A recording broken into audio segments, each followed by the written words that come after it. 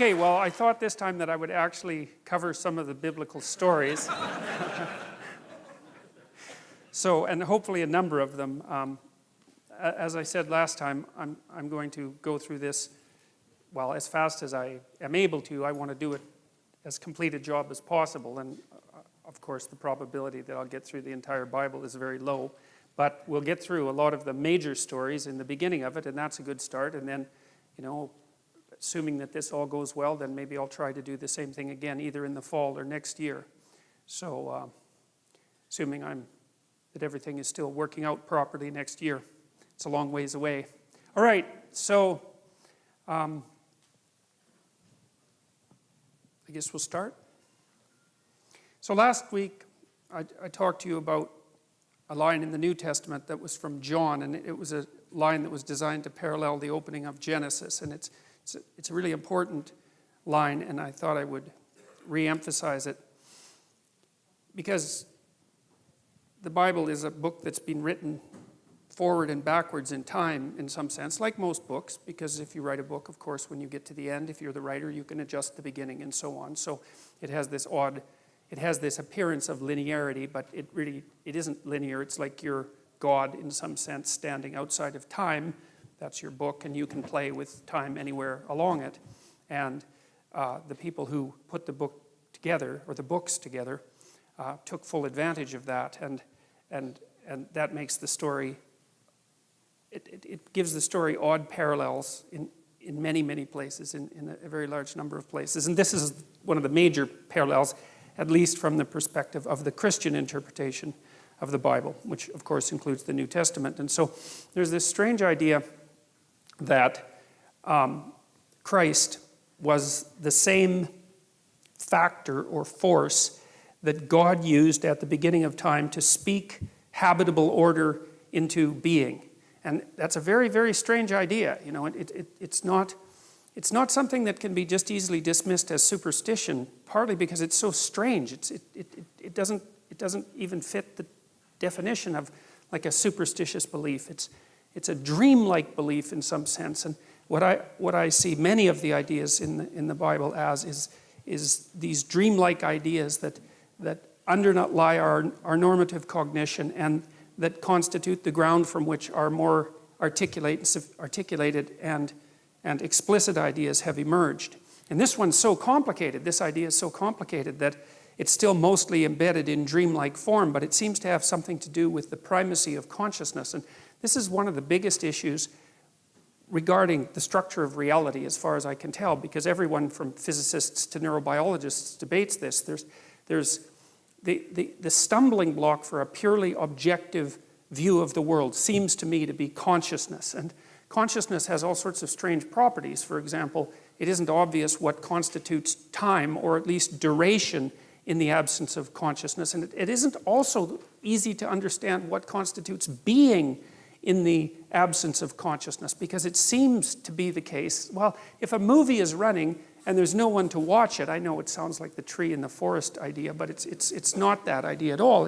If a movie is running and no one's watching it, in what sense can you say that there's even a movie running? Because the movie seems to be the experience of the movie, not the objective elements of the movie. And there's something about the world, at least insofar as we're in it as human beings, that is dependent on conscious experience of the world. Now, of course, you can take consciousness out of the world and say, well, if none of us were here, if there was no such thing as consciousness, then the cosmos would continue running the way it is running. But of course, it depends on what exactly you mean by the cosmos when you make a statement like that, because there's something about the subjective experience of reality that gives it reality.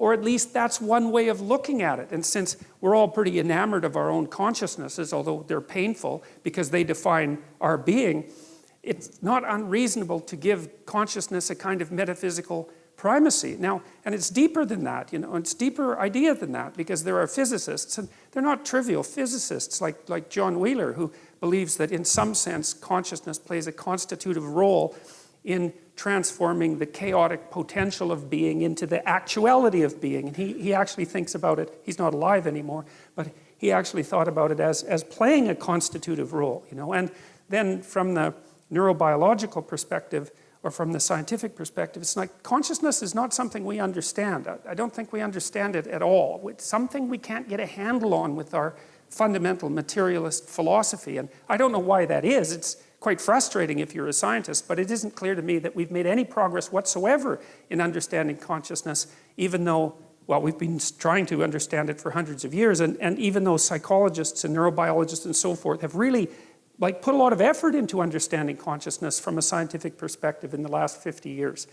So anyways, what it seems to me is the idea that God used the word to extract order out of, habitable order out of chaos at the beginning of time, which is roughly the right way of thinking about it, seems to me deeply allied with the idea that what it is that we do as human beings is encounter something like a formless and potential chaos. I mean, we're not omniscient, obviously, and we can't just do whatever we want, but we encounter a formless and chaotic potential. That's always what we're grappling with, and somehow we use our consciousness to give that form. And this is how people act. Like, if you look at how they regard themselves, it's how they act, because you say things to people like, well, you should live up to your potential. And you make a case that there's something about a person that's more than what is, that yet could be if only they participated in the process properly. And everyone knows what that means, and no one acts like a mystery has been uttered when you say that. And you know, you can see a situation in your own life that's full of potential. You're often extremely excited when you encounter something that's full of potential, because what you see is something that could be. You see a future beckoning for you that could be if only you interacted with it properly. And it activates your nervous system, right, in a very basic way. And we even understand how that happens to the degree that we understand how the nervous system works, because the systems that mediate positive emotion, which are governed roughly by the neurochemical dopamine, and which have their roots way down in the ancient hypothalamus, a very, very archaic and fundamental part of the brain, that responds to potential, which is the possibility of accruing something new and valuable. It responds to potential with active movement forward and engagement.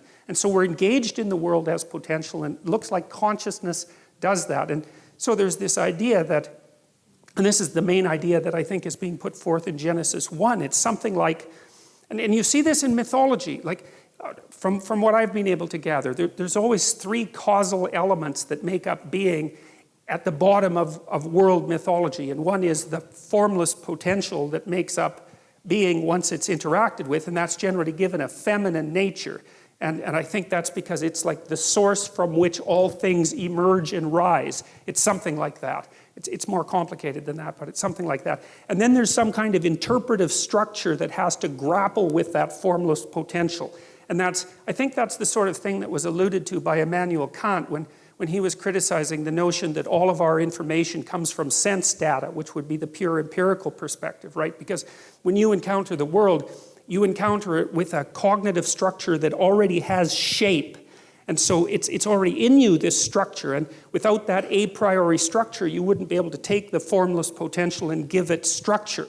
And I think that's something, it's akin in some way to the idea of God the Father, and I'll try to develop that idea more. It's the notion that there's something in all of us that transcends all of us, that's deeply structural, that's part of this ancient, well, I would say evolutionary and cultural process that enables us to grapple with the formless potential and bring forth reality, roughly speaking. And then there's the final element, and that element seems to be something like consciousness itself, the consciousness that actually inheres in the individual. So it's not only that you have a structure, it's that the structure has the capacity for action in the world. And it's like, you're the spirit that gives the dead structure life. It's something like that. And as far as I can tell, the Trinitarian notion that characterizes Christianity is something like, well, formless potential, which is never given the status of a deity in Christianity. And then the notion that there's an a priori interpretive structure that's a consequence of our ancient existence as beings. It goes back as far in time as you can go, the notion of a structure. And then the idea of a consciousness that is the tool of that structure and that interacts with the world and gives it and gives it reality. And that's the Word, as far as I can tell. And so the notion is that there's a Father, and that's the structure, and there's a Son that's transcendent, that characterizes consciousness itself, and that it's the Son, the speaking of the Son, that is the active principle that turns chaos into order. And God, it's such a sophisticated idea as far as I'm concerned, because, well, there's something about it that's at least phenomenologically accurate, because you do have an interpretive structure, and you couldn't understand anything without it. Your very body is an interpretive structure, right? It's been crafted over, let's say, 3 billion years of evolution. Without that, you wouldn't be able to perceive anything, and it's taken a lot of death and struggle and tragedy to produce you, the thing that's capable of encountering this immense chaos that surrounds us, and to transform it into habitable order. And then there's the idea too, of course, that's deeply embedded in the first chapters of Genesis, which is a staggering idea, you know, and certainly not one that's likely, that human beings were made in the image of God, both male and female were made in the image of God. And that's, of course, a very difficult thing to understand, partly because the God that's referred to in those chapters has a kind of polytheistic element, although it's an element that's moving rapidly towards a unified monotheism. But it's not also obvious to me why people would come up with that concept, because I don't really think that when we think about each other, we immediately think God-like. You know, the notion that every single human being, regardless of their peculiarities and strangenesses and sins and crimes and all of that, has something divine in them that needs to be regarded with respect, and that plays an integral role, at least an analogous role, in the creation of habitable order out of chaos. That's a magnificent, remarkable, crazy idea. And yet we developed it, and I do firmly believe that it sits at the base of our legal system. I think it is the cornerstone of our legal system. That's the notion that everyone is equal before God, which is, of course, that's such a strange idea. It's very difficult to understand how anybody could have ever come up with that idea, because the manifold differences between people are so obvious and so evident that you could say the natural way of viewing someone is, or human beings, is in this extremely hierarchical manner, where some people are contemptible and easily brushed off as pointless and pathological and without value whatsoever, and all the power accrues to a certain tiny, you know, aristocratic minority at the top. But if you look at the way that the idea of the individual sovereignty developed, it's clear that it unfolded over thousands and perhaps 10,000s of years before it became something firmly fixed in the imagination that each individual had something of transcendent value about them. And man, I tell you, we dispense with that idea at our serious peril. And so, and if you're going to take that idea seriously, then, which you do because you act it out, because otherwise you wouldn't be law-abiding citizens, right? You act that idea out. It's firmly shared by everyone who acts in a civilized manner. The question is, why in the world do you believe it, assuming that you believe what you act out, which I think is a really good way of fundamentally defining belief. So, all right, so that's the sort of idea, is that there's this God of tradition and structure. That's God the Father, who uses the Son, which is more of an active force, and primarily something that's verbal, which I also think is extremely interesting, because it's associated not with thought precisely, but with speech. And I think the reason for that is that there's something to speech that's more than mere thought. And I think part of the reason for that is that speech is a public utterance. And at least in principle, speech is something that's shaped by the existence of everyone else, at least across time. Because when you speak, your speech is put forward in the world as a causal element, and it's also subject to criticism and cooperation and mutual shaping. And so there's an idea here too that speech is that the cognitive processes that bring habitable reality out of uninhabitable chaos have this collective and public element, which is part of the reason, by the way, that I'm an advocate of free speech, let's say, above all, because I don't think, although it is the case, for example, in the Canadian Bill of Rights, that every single right has equal value. That's the theory. It's an idiotic theory, because it's absolutely impossible for a large set of rights to have absolutely equal stances. That cannot happen. There's no way that that can ever work. But that is the legal judgment. But I think it's a huge mistake because free speech has this, well, this divine quality, let's say, that you can't escape from because it's the thing that manufactures everything else. You know, and I do think that the dream that you could think of as encapsulated in the stories in Genesis is the dream by which human beings dreamed up the idea that we would now consider consciousness. Because, you know, it took us a long time to figure out the word consciousness. It's not like it's bloody obvious. Who knows how many thousands of years or who knows what struggles we had to undertake to abstract out something like consciousness and how we had to represent that dramatically, say, or symbolically, or in a dreamlike fashion before we could actually formulate the term and localize that to some degree in people. It's very sophisticated.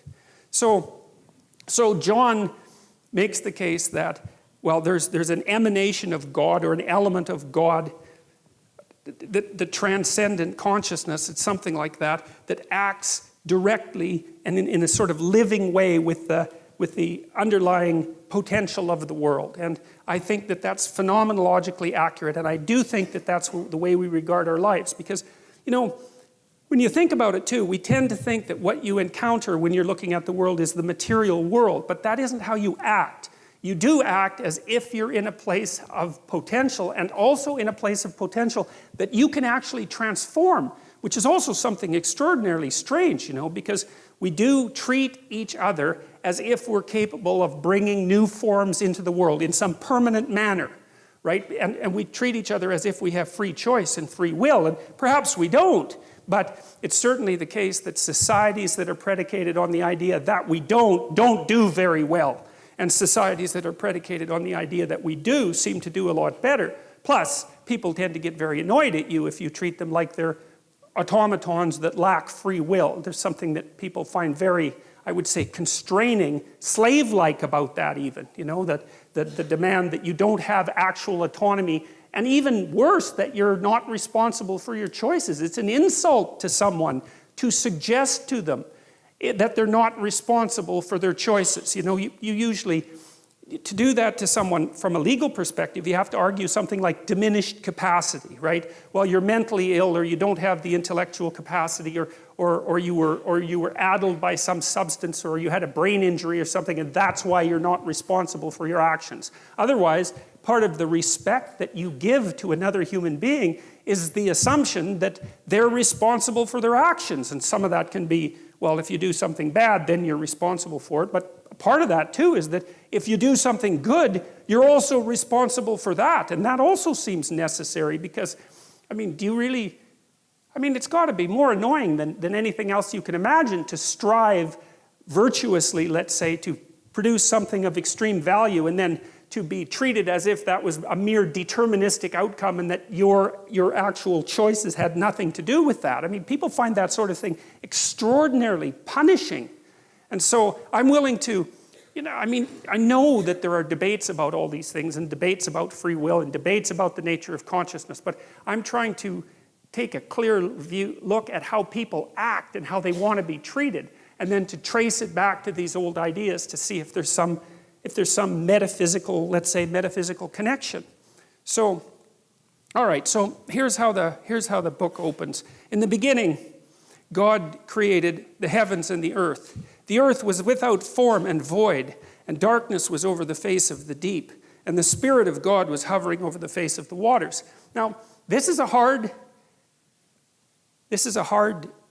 what would you call, narrative section to get a handle on, because in order to understand it properly, you have to actually look behind it. So there are a lot of pieces of old stories in the Old Testament that flesh out the meaning of these lines. And I can give you a quick overview of it. One of the ideas that lurks underneath these lines, although you can't tell because it's in English, you have to look at the original languages, and of course I don't speak the original languages, so I've had to use secondary sources. Too bad for me.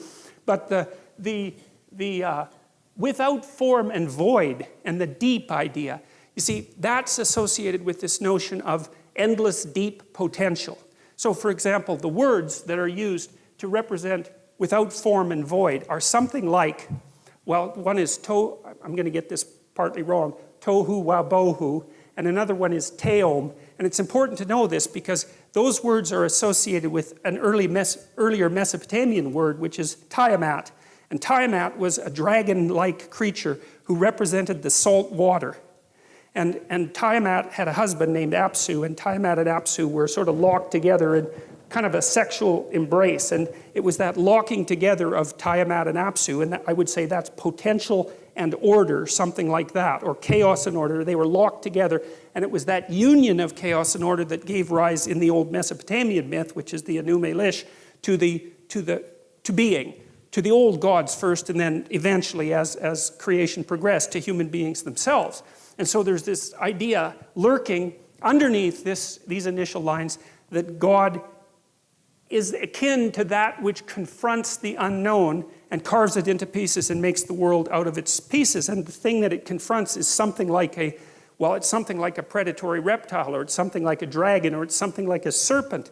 And I think part of the reason for that, and this is a very deep and ancient idea, is that this is where it gets so complicated to do the translation, is partly that is how human beings created our world. Like, we went out beyond the confines of our safe spaces, let's say. Our safe spaces defined by the tree or defined by the fire. And we actively voyaged outward to the places that we were afraid of and didn't understand, and conquered and encountered things out there, like literally animals, like mammoths and snakes and predators of all sorts.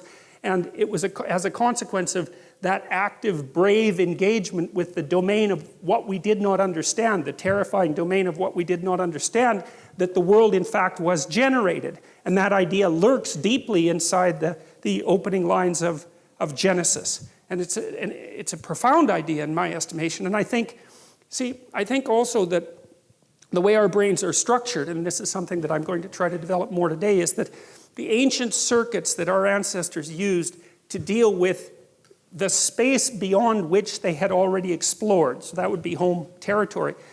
So that's that unknown territory that's characterized by promise, because there are new things out there, but also by intense danger, right? Because we're prey animals, especially millions of years ago when we were very young. We had to go out there and encounter things that were terribly dangerous. And there was a kind of, let's say, paternal courage that went along with that. And it was the spirit of paternal courage that enabled the conquering of the unknown. And there's no difference between the conquering of the unknown and the creation of habitable order.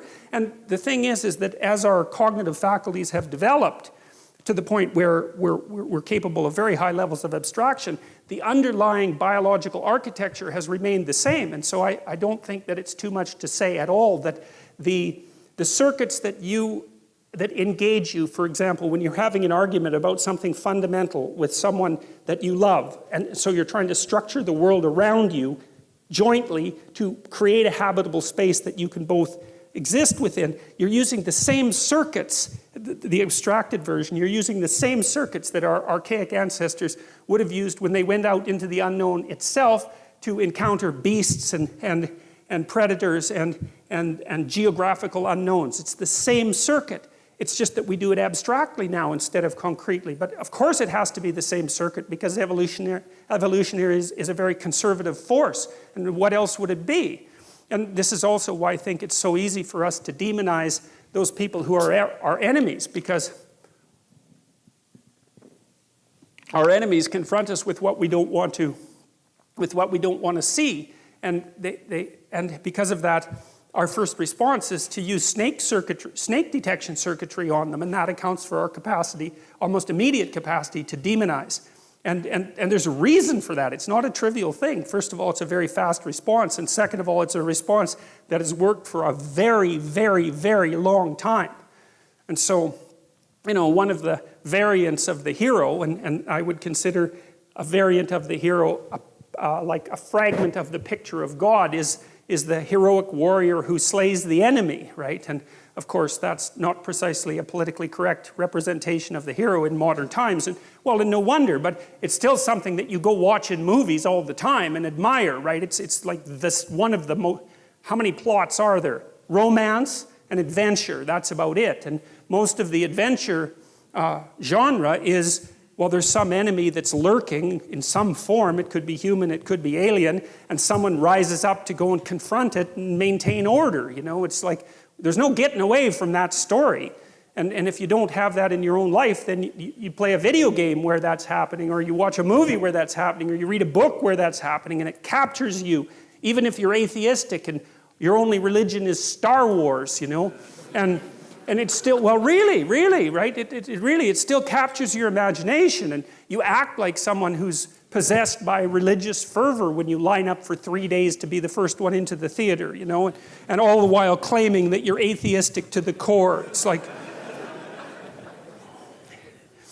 Okay, so this without form and void is this chaotic, and it's a hard thing to get a grip on, you know, what exactly this means. But I can give you another kind of example of how you would experience the formless chaos of potential in your own lives, and even how the order that you currently inhabit can dissolve into that. And you know, in Dante's Inferno, when he outlined the levels of hell, so Dante was trying to get to the bottom of what constituted evil, really, in this representation.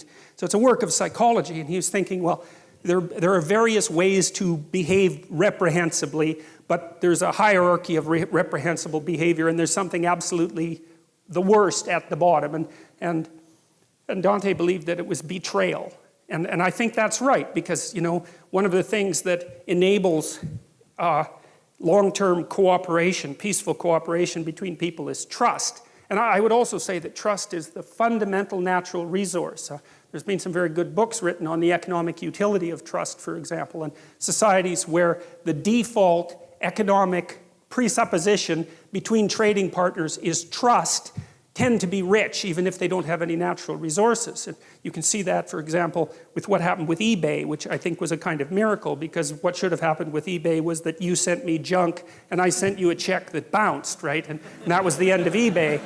But, right, exactly. But that isn't what happened. Like the default transaction on eBay was so honest that the brokers, you could hire brokers to begin with. I can't remember what they were called exactly, but you could pay someone a fee so that they would guarantee the transaction. So, you know, you wouldn't send me junk and I'd actually send you a payment, and we'd pay 10% for someone to guarantee that. The default trade was so honest that those things vanished right away.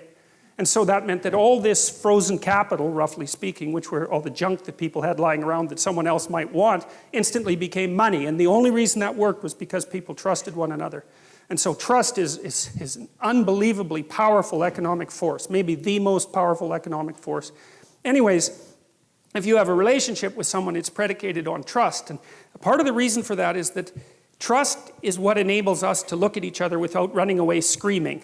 And what I mean by that is that if I trust you, then I don't have to take into account how complicated you are, because you're horribly complicated. You know, I think chimpanzee full of snakes, that's what a human being is. And as long as you'll do what you say you'll do, then I can take you at your word, and your word simplifies you, and you can take me at my word, and my word simplifies you, and then we can act like we understand each other even though we don't.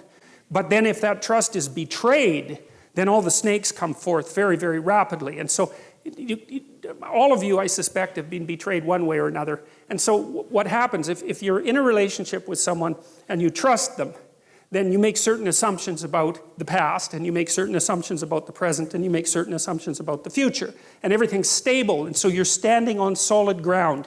And the chaos, it's like you're standing on thin ice. The chaos is hidden. The shark beneath the waves isn't there. You're safe. You're in the lifeboat. But then if the person betrays you, like if you're in an intimate relationship and the person has an affair and you find out about it, then you think, one moment you're one place, right? You're where everything is secure because you've predicated your perception of the world on the axiom of trust. And the next second, really, the next second, you're in a completely different place. And not only is that place different right now, the place you were years ago is different, and the place you're going to be in the future, years hence, is different. And so all of that certainty, that strange certainty that you inhabit, can collapse into incredible complexity. And you say, well, if someone betrays you, you think, well, okay, who were you? Because you weren't who I thought you were. And I thought I knew you, but I didn't know you at all. And I never knew you, and so all the things we did together, those weren't the things that I thought were happening. Something else was happening, and you were someone else. And that means I'm someone else because I thought I knew what was going on, and clearly I don't. I'm some sort of blind sucker or the victim of a psychopath or someone who's so naive that they can barely live. And I don't understand anything about human beings, and I don't understand anything about myself. And I have no idea where I am now. I thought I was at home, but I'm not. I'm in a house, and it's full of strangers. And I don't know what I'm going to do tomorrow or next week or next year. It's like all of that certainty, that habitable certainty, collapses right back into the potential from which it emerged. And that's a terrifying thing. That's a journey to the underworld from a mythological perspective. And that is really something worth knowing because, journeys to the underworld are extraordinarily common in mythological stories. And, like the Hobbit going out to find the Smog, the dragon, and get the gold is a journey into the underworld. And journeys to the underworld happen all the time. And modern people don't understand what the underworld is, except that we've all been there. And we go there all the time. And we go there every time the solidity and stability of the world that we've erected, at least partly through our speech, is shattered because, well, some sort of snake appears. That's another way of thinking about it, and it's a really good way of thinking about it because, no matter how carefully you construct the little habitable area that's around you, there's always something you didn't take into account, and there's always something that can pop up its head and do you in and make you aware of your mortality and age you for that matter, or even kill you. And that's the permanent situation of life, which is part of the reason why I think the story of Adam and Eve, for example, is archetypal. It's because we do inhabit walled gardens, right? Because a walled garden is half structure, society, and half nature. That's what a walled garden is. And a walled garden is a place of paradise and warmth and love and sustenance, but it's also the place where something can pop up at any moment and knock you out of it. And I think part of the reason that story exists at the beginning of this collection of books is because it explains the eternal situation of human beings. We're always in that situation. We're in a walled garden, or we bloody well hope we are. But there's always a snake. And then it's even worse because if there is a snake, we're exactly the sort of creatures who are going to do nothing but go and interact with that snake the second that we can manage it. It's definitely the case that if you want a human being to muck around with something, the best thing to do is to tell them not ever to do it, have anything to do with it, which is, of course, something you know if you have teenagers or even children, or if you know anything about yourself or your partner. So these stories are trying to express what you might describe as an unchanging, transcendent reality. It's something like what's common across all human experience across all time. And that's what Jung essentially meant by an archetype. And you could say, well, we tend to think that what we see with our senses is real.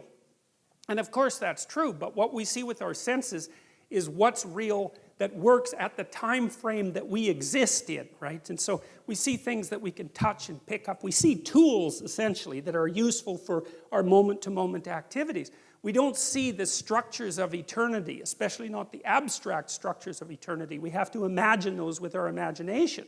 Well, and that's partly what these stories are doing. They're saying, well, there's forms of stability that transcend our capacity to observe, which is hardly surprising. We know that if we're scientists, right? Because we're always abstracting out things that we can't immediately observe. But there are metaphysical or moral realities or phenomenological realities that have the same nature, that you can't see them in your life by observing them with your senses, but you can imagine them with your imagination. And sometimes the things that you imagine with your imagination are more real than the things that you see. Well, numbers are like that, for example. I mean, there's endless examples of that. And I would say, well, this is also a good way of thinking about fiction, because a good work of fiction is more real than the stories from which it was derived. Otherwise, it has no staying power, right? It's distilled reality, even though, in some sense, it never happened. It's like, well, it depends on what you mean by happened. It's a pattern that repeats in many, many places with variation. You extract out the central pattern. It's the pattern purely never existed in any specific form, But the fact that you've pulled a pattern out from all those exemplars means that you've extracted something real. And I think the reason that the story of Adam and Eve, which we'll talk about in quite a bit of detail today, has been immune to being forgotten is because it says things about the nature of the human condition that are always true. I can give you another brief example. Like people have a lot of guilt. There's a line of social psychology that claims that most people feel that they're better than other people. And I just don't buy that. That isn't what I've seen in my life. And maybe I'm a bit biased because I'm a clinical psychologist and I see more people who are overtly suffering, maybe, than people do in general. Although I'm not so sure about that, because you don't have to scratch very far beneath the surface of most people's lives before you find something truly tragic. And I don't mean the sort of tragedy that you whine about. I mean, your mother has Alzheimer's, or your best friend committed suicide, or you have a close relative with cancer, you have a sick child, or there's something wrong with you, because almost everyone has at least one really terrible thing wrong with them. And if you don't, hey, you will. So that tragic sense of being is there with people all the time. And it's also the case that in my experience, I rarely meet someone who says, hey, I'm doing everything I possibly can, I'm a hell of a guy, and I can't see how I could possibly improve, You meet someone like that, you think they're narcissistic, right? And you're right. But most people don't feel that way. They feel like they could do a hell of a lot better than they are, and they're quite acutely aware of their faults, and they don't feel that they're what they should be.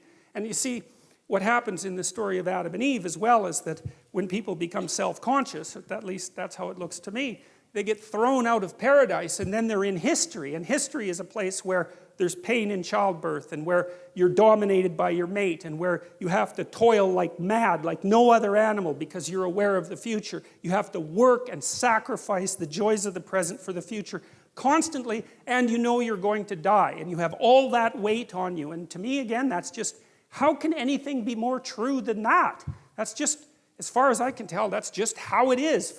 Unless you're naive beyond comprehension, there's something about your life that is echoed in that representation. And why it is that, we're such strange creatures because we don't seem to really fit into being in some sense. And that's also what's expressed in the notion of the fall. The existentialists said, well, people feel like they have a debt that they have to pay off to existence for the crime of their being, something like that. And maybe it's because we're acutely aware that we have to offer something of value to the people around us so that they can tolerate us, while we're going about our business. But it seems deeper than that. It's that human beings seem to exist in a post-cataclysmic world. And that's exactly also what's represented in Genesis. And it's very interesting because, there's, in the Adam and Eve story, there's two catastrophes, essentially. There's the catastrophe that occurs when Adam and Eve wake up, which we'll talk about in detail, and become self-conscious and know that they're naked. And their eyes are open, right? So that's the terminology that's used. And to have your eyes open means to have an increment in consciousness, essentially, because eyes are associated with consciousness for human beings because we're intensely visual animals. And so the metaphor of having your eyes opened is the same as the metaphor of coming to consciousness. And as soon as Adam and Eve come to consciousness, they realize they're naked. And, the classic interpretation of that is that it has something to do with sexual sin. And I don't believe that. I don't believe that that's what it means, although there are elements about that are relevant. It's more that to realize that you're naked, it's like if you dream that you're naked on a stage in front of people, that's not a sexual dream, man, unless you're some kind of strange exhibitionist, right? It's you want to cover yourself up and get the hell off that stage as fast as possible. And so to be naked in front of a crowd is to have everyone, it's to have the judgment of the social world focused on your self-evident inadequacies. And that makes people self-conscious, and that's a real human state. It's associated with neuroticism in the Big Five trait model. But people don't like that at all. They don't like having their fragility and vulnerability exposed to the group. It's one of the two major fears of people, because one is social humiliation, and the other is something like mortality and death. And your typical agoraphobic, for example, gets to have both those fears at the same time, because it's usually a she, tends to believe she's going to have a very spectacular and exhibitionistic heart attack in a public place and make a terrible fool of herself while she's dying. So, and then that's a good example of the two archetypal fears that characterize human beings. So to me, and I said that I tried to approach these stories as if I didn't know what they were about, because that seemed right to me, because they're mysteries. Everything about them is mysterious, and why we have them is mysterious, and what the hell you're all doing here is mysterious, listening to this lecture.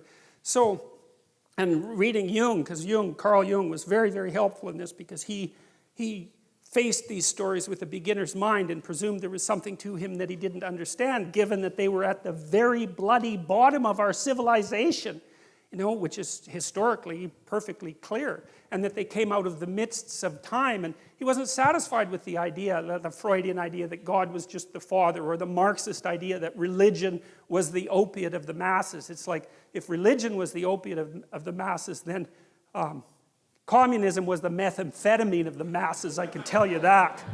So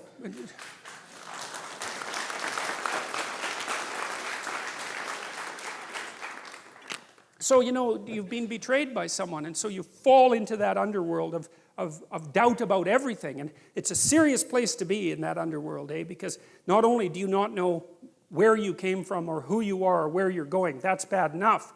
So that's the underworld itself. But there's a subdivision of the underworld, like the worst suburb, which is, I think, what hell is, essentially, from a metaphysical perspective. Because, if someone really cuts you off at the knees, especially if they do it in a malevolent way, and if you're going to be betrayed, and you really want to be betrayed properly, you want to be betrayed by someone who's really out to hurt you. They just weren't being stupid. They were like after you for whatever reason. And then that's also, you plunge into that underworld space, and that's also when you start to nurse feelings of resentment and aggrievement and murder and homicide, and even worse, because if people are betrayed enough, they start to obsess about the utility of being itself, and perhaps go to places that no one would ever want to go if they were in the right mind, and to develop and nurse fantasies of the ultimate revenge. And that's a horrible place to be, and that's hell as far as I can tell. And that's why hell has always been a suburb of the underworld, because if you get plunged into a situation that you don't understand and things are not good for you anymore, it's one step from being completely confused. It's only one step from being completely confused to being completely outraged and resentful, and then it's only one step from there to really looking for revenge. And that can take you places that merely to imagine properly can be traumatic. And I've seen that happen with people many times. And I think that anybody who uses their imagination on themselves can see how that happens, because I don't imagine there's a single person in the room that hasn't nursed fairly intense fantasies of revenge, at least at one point in their life. And usually, for what appear to be good reasons. It's no picnic to get betrayed, that's for sure, and it can shake your faith in being, but if it shakes it so badly that you turn against being itself, that's certainly no solution, that's for sure. All it does is make everything that's bad even worse. Okay, now, and God said, let there be light, and there was light, and God saw that the light was good. And God separated the light from the darkness. And so that's another fundamental separation, right? Light and darkness. Those are in some sense the two of the fundamental elements of our conscious being, because of course when it's light we're awake and conscious because we're diurnal animals, and when it's night, well, then we're asleep. And so our existence is bounded by light and darkness. We're up and alert when it's light, and that's partly because we're highly visual animals, right? Unlike most animals, because most animals use smell, we use vision. We're very strange that way. And vision is associated with enlightenment and illumination, and with the breaking of the dawn, and with the coming of the new day, and all of that. So for light to be created is associated in some sense with the emergence of conscious being. And so that's another echo of that notion. And the particular phrasing of the story also is important, because it's again that God said, right? So that's the use of that word, and that's the active element of the structure that gives order to chaos. It's something like that. So it's like the spirit of the structure manifests itself and produces the fundamental divisions of experience. That's what's being presented here. And God separated the light from the darkness. He called the light day, and the darkness he called night. And again, the fact that things are named is also very important. So you see this later with Adam, because God gives Adam the job of naming all the animals, and it's sort of like the animals don't actually exist in some sense till they're named.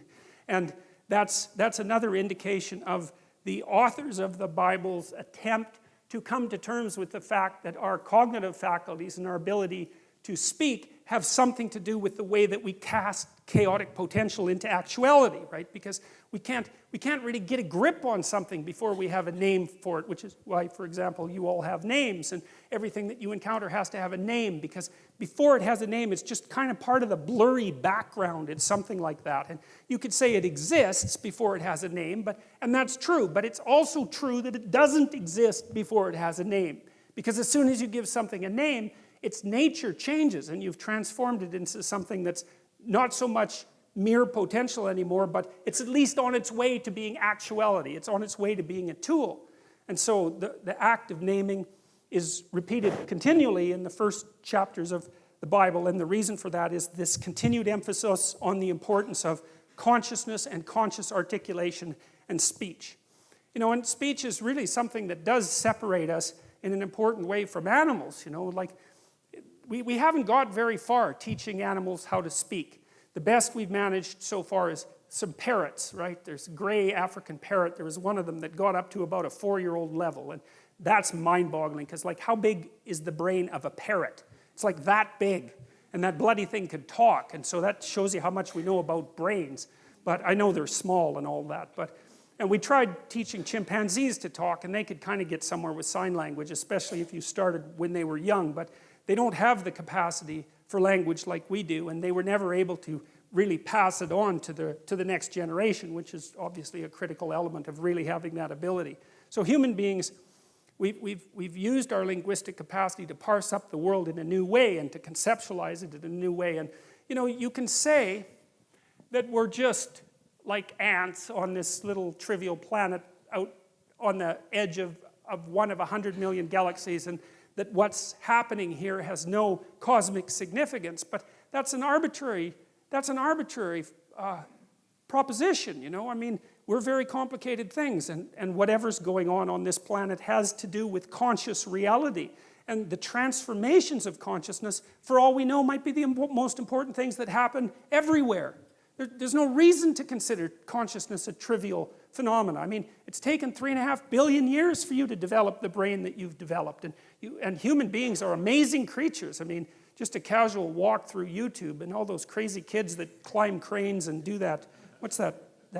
Yeah, parkour, man. That stuff's unbelievable, you know? I mean, human beings are crazy, crazy animals. There's almost nothing we can't do. And I'm very loath to assume that the transformations of consciousness that are described in the early stories in the biblical accounts are somehow cosmically trivial. It doesn't strike me that way, and it's certainly not self-evident. And even if they are cosmically trivial, whatever that means, the rocks don't care what you think. Well, who cares what the rocks think? First, they don't think. So I don't see why that's exactly relevant. But even if it's all the same to the cosmos, which is something that I doubt, it's certainly not just all the same to you, you know, because your consciousness has a quality and it matters. Heidegger, for example, who's a philosopher whose writing sort of influenced me post hoc, because I recreated some of the things that he had talked about in the 30s before I knew much about him. But one of the things that Heidegger said was that the fundamental element of human being, of human phenomenology, was care. He said that that's the basic essence of your being, is that you care about things. You know, and that's either negatively or positively, right? To not care about something or to hate it is still to be involved in care. And so, even if the cosmos itself is neutral with regards to our existence, we're not, and we're the only things that we know of that are conscious, and so, well, we might as well go with that. And there's no reason. See, I can't help but think that the constant attempts by people to trivialize the nature of their own consciousness has a dark side. I'm a psychoanalyst, and so I always think that way. It's like, well, first of all, if if you as a being don't matter, then you don't have to do anything. It's a great justification for total lack of responsibility. And that really twigs something for me, because, you know, people who are bent, let's say, or vengeful or angry are always looking for a reason why they don't have to be responsible for anything. Plus it's a lot easier. And so the notion that consciousness is trivial immediately allows you to wander down that path. And so I'm skeptical of those claims. And I also think that there's a deep hatred of humanity that underlies those claims as well. And I read my YouTube comments sometimes, you know, and I've always been annoyed that, you know, because I've heard like sort of radical, clueless environmentalists say things like the planet would be better off without people on it, which is something that, like, you just cannot say that. If you say that and listen to yourself, you should like go to a monastery for like 3 years and never say a word and have a shower every 10 minutes until you've learned your lesson properly. You know, you can't utter a more genocidal phrase than that, you know. And of course you always do it in a display of your care for the world. It's like, well, if we just didn't have any people, it's like, well, we'll just line them all up and shoot them with machine guns. No, it's really sickening. It's appalling. And there's a hatred for humanity that's at the bottom of it. And I mean, you can kind of understand why, because we're messy and, you know, we don't clean up after ourselves, and, you know, we're like raping the rainforests and that sort of thing. But I do have some sympathy for people because, you know, we're hell on Mother Nature, but she certainly returns the favor. So, and that's a good thing to remember. You know, a lot of what we're doing is just bloody well trying to exist with a relative minimum of pain. And we're doing our best to get, you know, to get as good at doing that as fast as we can. And that's not an easy thing. There are lots of us, and like life is bloody complicated. And the other thing that happens too is, again, if you scratch just beneath the surface of people, and this is something that's always, you know, to me has been a kind of miracle, is if you talk to someone, they're out doing their job, and maybe they're doing a good job at it, like some emergency room nurse, you know, it's, God, there's a job for you. Or maybe they work in palliative care. You know, and you talk to them and you find out they've got like 4, as I said before, serious problems in their family, and maybe they're diabetic to boot, and yet they haul themselves out of bed in the morning and go take care of dying people. It's like, good God, people deserve a bit of respect for struggling forward and not always trying to make the planet a worse place when they're beset on all sides constantly by, you know, an unending series of tragedy. You'd think we could have a little bit of sympathy for ourselves as a consequence of that. It's like we're not all like rapacious, greedy monsters who are bent on just devouring everything in our path, you know. It's a little bit more complicated than that. So, all right, anyway, so let's go to the next part of this here. All right, so, and God said, let there be an expanse in the midst of the waters, and let it separate the waters from the waters. And God made the expanse and separated the waters that were under the expanse from the waters that were above the expanse. And it was so, and God called the expanse heaven. And there was evening and there was morning the second day. Well, to understand that, because that doesn't make any sense at all, really. So I think I told you a little bit about this before. So the world that's being created in this particular account is a phenomenological world. There's a disk of land, because if you go out in a field and you look around, you're on a disk of land, so that's pretty obvious. And then there's a dome on top of it. It's more or less held up by the mountains, and rain comes down, so there's water above the dome, because where else would the rain come from? And underneath the ground, there's fresh water. You can drill down and find that. And then around that, there's salt water. And so that's the world. And it's kind of an empirical world, because if you're a child and you just go out in a field and you look at the world, that's sort of what it would be like. And so that's the world that's being created. And so one of the things that is worth thinking about, and this is something Carl Jung was very interested in, is that these old descriptions are half geographical and half empirical, so sort of based on observation, and half psychological. So one of the things Jung was interested in, for example, was astrology, but mostly for a psychological reason, because, you know, there are stars up on the dome, and then when you look at the stars, you can imagine the shapes of the stars, and that helps you orient yourself, because as soon as you can see shapes in the stars, then you can recognize the constellations and you can orient yourself at night. But then the constellations become gods, say, and the gods turn into a drama. And the drama comes from within. It's the projection of imagination. And so when Jung was analyzing astrology, he was analyzing psychology, because he saw the astrological narrative as the projection of the human imagination onto the cosmos. And so when he was analyzing astrology, he was analyzing psychology. And the same thing is the case with these stories, is that the world they describe is only, it's not the natural world like a scientist would describe it, because these people weren't scientists. They didn't have the technology and the tools. It was the way for them it was the world. For us, it's the way they saw the world. And so we're looking at the way they saw the world. And a lot of that's psychology, and we share that psychology to a large degree with those people. So in this is psychology.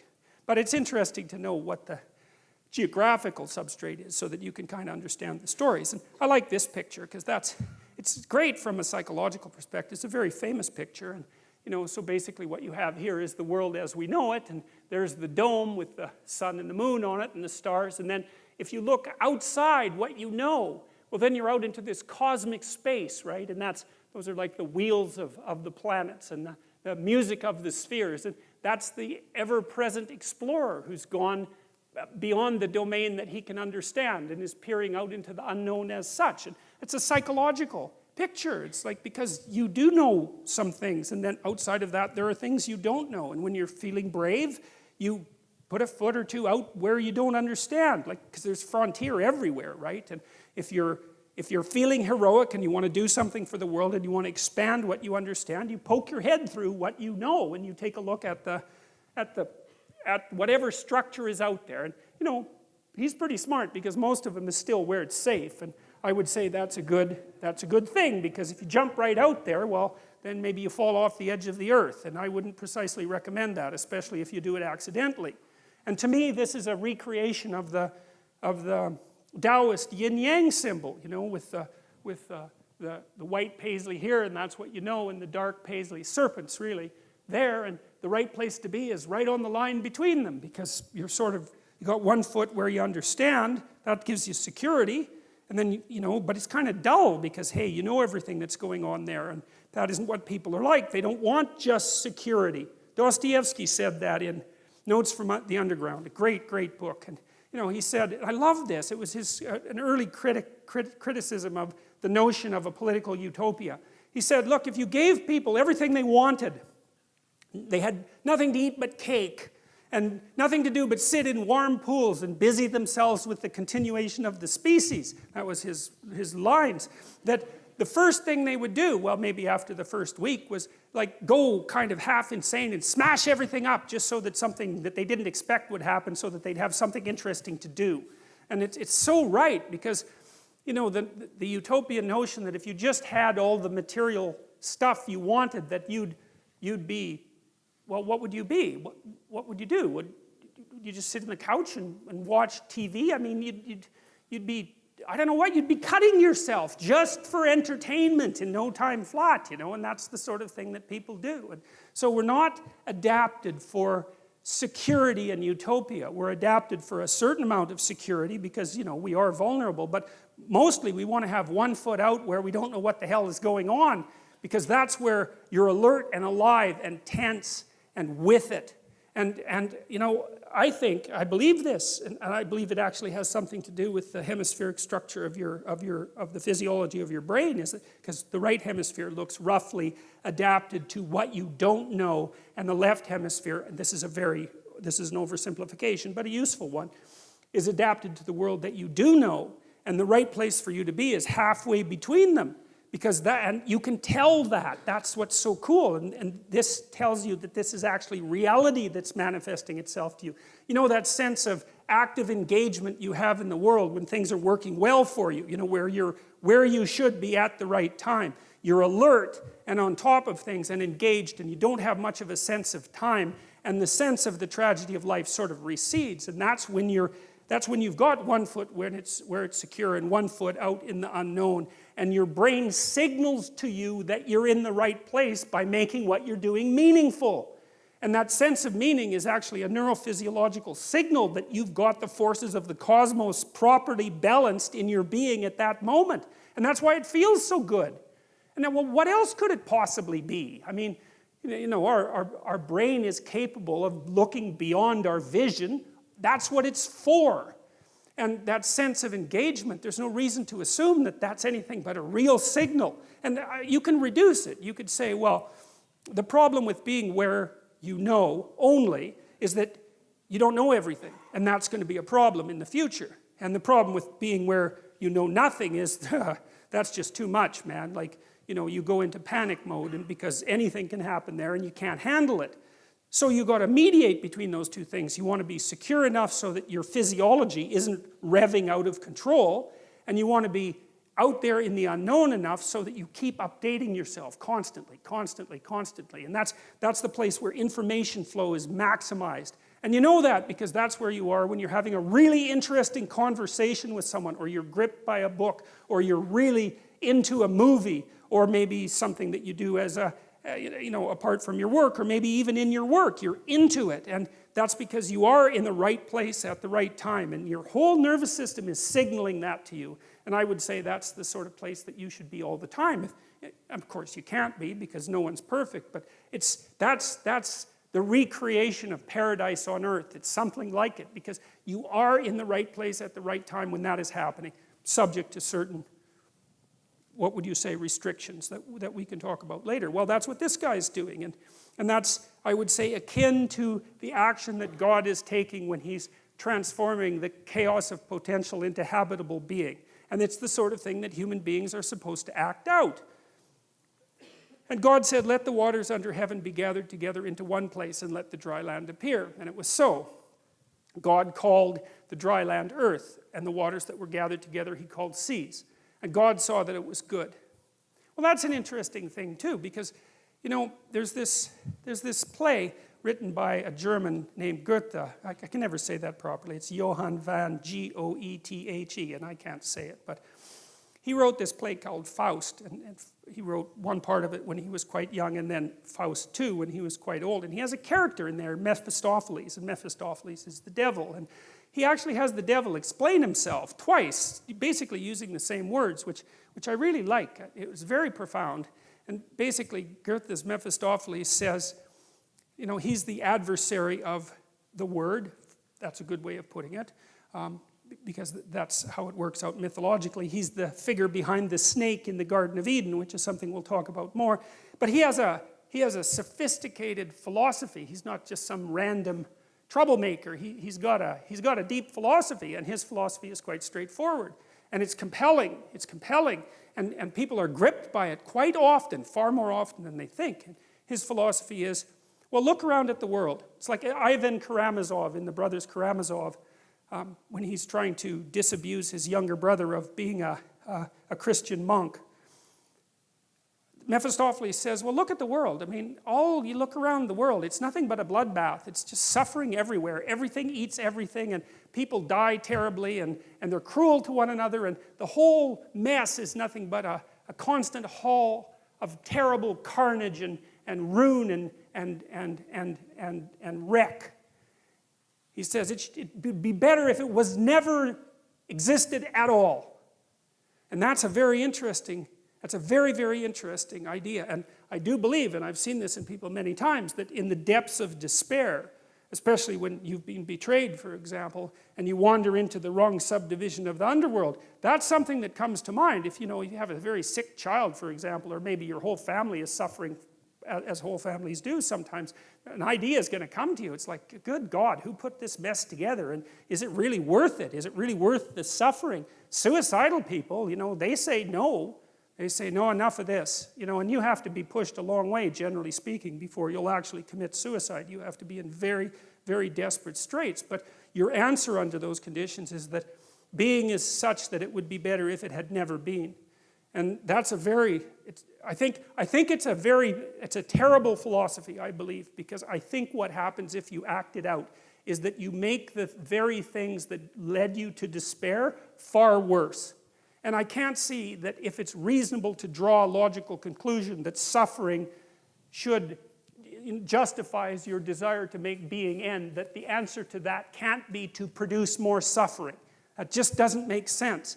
And my observation has been that people who act out the Mephistophelian philosophy inevitably make suffering far worse.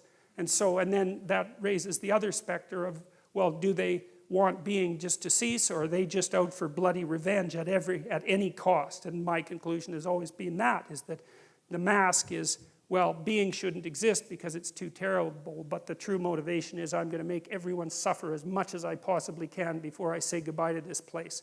And if you read the writings of people like the kids who shot up the Columbine High School, they'll tell you exactly that that's precisely and exactly what they concluded and then acted out. So anyways, but in this, God says that it was good. And I've thought about that a lot. It's like, because the question is something like, well, is something better than nothing? Because that's a really good question, you know. And I thought about two things in relationship to that. And one is, well, maybe it depends on how it is that you are, right? Because it could be that there are ways of being in the world that justify the world. And there are ways of being in the world that make the world unbearable. And I believe that the narrative that runs through the biblical stories is precisely a dialogue between those two types of being. And the optimistic part of the story is that being requires limitation and suffering. There's no escape from that. But there are modes of being that allow that to be perhaps even more than tolerable. Perhaps there are modes of being that allow that to be good.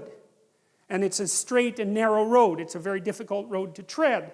So I think, well, that's possible. You know, I'm not an optimist by nature, but that's one of the things that I've conceptualized and read about that I actually find plausible, because it's certainly the case, everyone knows this, that there are ways that you can act that make things worse. Everyone knows that. And so if that's the case, there has to be the opposite, right? There has to be ways that you could act that make things better, and obviously you can act in ways that make things really way worse. And so the question is, well, are there ways that you can act that make things really much better? And I think that's the question, is, can we have our cake and eat it too? Can we have the being that requires limitation and suffering, and also simultaneously transcend that by our mode of being? And I believe that the biblical stories, and perhaps not only the biblical stories, but the biblical stories are one of the human imagination's best attempts to address and answer that question. That's what the entire story is about. So the first of it is the catastrophe of the collapse of self-consciousness and the entrance of humanity into history. And the rest of it is, okay, now we're in history. Now we know that we're going to die. We know about our mortality. We're conscious of our own being. Is there a mode of acting in the world that allows that to be justifiable, or maybe even more, that allows that to be triumphant? And then I would also say, maybe it's worth finding out, you know. That's the other thing that's so interesting, because you've got this short time on earth, and there's lots of things that are very, very difficult to contend with, and you have the problem of tolerating yourself even in all your insufficiency. And one of the things that seems to me to be the case is that if you adopt a sufficiently profound mode of being, if you attempt to do that, then the mere act of lifting up that weight is enough to justify the fact that you're insufficient and mortal and bound by tragedy. And I believe that, and I believe people believe that, because if you watch how people act, they look for people they admire. And they do admire people, right? It's a natural phenomenon. You see it starting with children. Children admire and then they imitate. And we look to people who seem to be able to bear the burden of being in a heroic manner, and there's something inside of us that calls to that, and that makes us want to mimic that and to follow it. And I think that that's the deepest and most profound of instincts, and I think it's right. And even if you're not so convinced on the positive end, you know, because it's more difficult to be convinced of the positive, you can certainly be convinced on the negative end, because there are ways of being that are so brutal and so reprehensible that merely to read about them is enough to traumatize you. And I think that if you're a person who hasn't lost their soul completely, you can't help but encounter stories like that and shudder away from them. And, you know, Alexander Solzhenitsyn, who was the person who did most to unmask the absolute horrors of communist totalitarianism, said that he believed that the Nuremberg judgments were the most important event of the 20th century. And that was the judgment at the end of World War II, that there were certain actions that no one was to undertake, no matter what their cultural background was, because they were, let's say, crimes against humanity. That there was such a thing as universal evil. And you can debate that, you know, I mean, and people certainly have, but the problem is if you debate that, then you have to say that there are conditions under which the sorts of things that happen, say, in the concentration camps, which would be the gassing of children after their torture and their forcible removal from their parents and all the terrible things that went along with that, that's just okay. It's just an opinion. It's just something that happened, and there are circumstances under which that's justifiable. If there's no transcendent good and evil underneath that argument, it's only a matter of practicality. And it seems to me that that's not the right conclusion to draw. That's how it seems to me, and that's what Solzhenitsyn concluded when he looked at the Nuremberg trials. So the notion that it was good, well, even if you don't believe that, and because maybe it's not as good as it could be, I would say it's incumbent on you as someone who participates in the process of furthering creation to act as if it could be good at least, and to further that with all of your efforts. Partly because what the hell else do you have to do that could possibly be better than that could possibly justify your existence more than that? And you know perfectly well, if you have any sense at all, if you think clearly about it at all, is that that's what you want to see in everyone else. You're desperate and maybe you're cynical, and now and then someone appears that acts at least momentarily like a light in the darkness, and that lifts your spirit up and gives you a little bit of hope and maybe helps you continue on. Well, that's obviously a call to being. It's a statement from your own soul that says, well, there's something about that's how you should be. And maybe then, well, we get a chance to participate in what is good. I've thought too, well, we'll leave that for a little later. And God said, let the earth sprout vegetation, plants yielding seed and fruit trees bearing fruit, in which is their seed, each according to its kind on the earth. And it was so. And the earth brought forth vegetation, plants yielding seed according to their own kind, and trees bearing fruit, in which is their seed, each according to its kind. And God saw that it was good. And there was evening and there was morning, the third day. I like that. You see, it's interesting, these old pictures, because if you look here, you got this halo around God's head, and you've got this split again between night and darkness, and God's right on the border between the two. And that's the sun, right? That's what a halo is. A halo is the sun or the moon.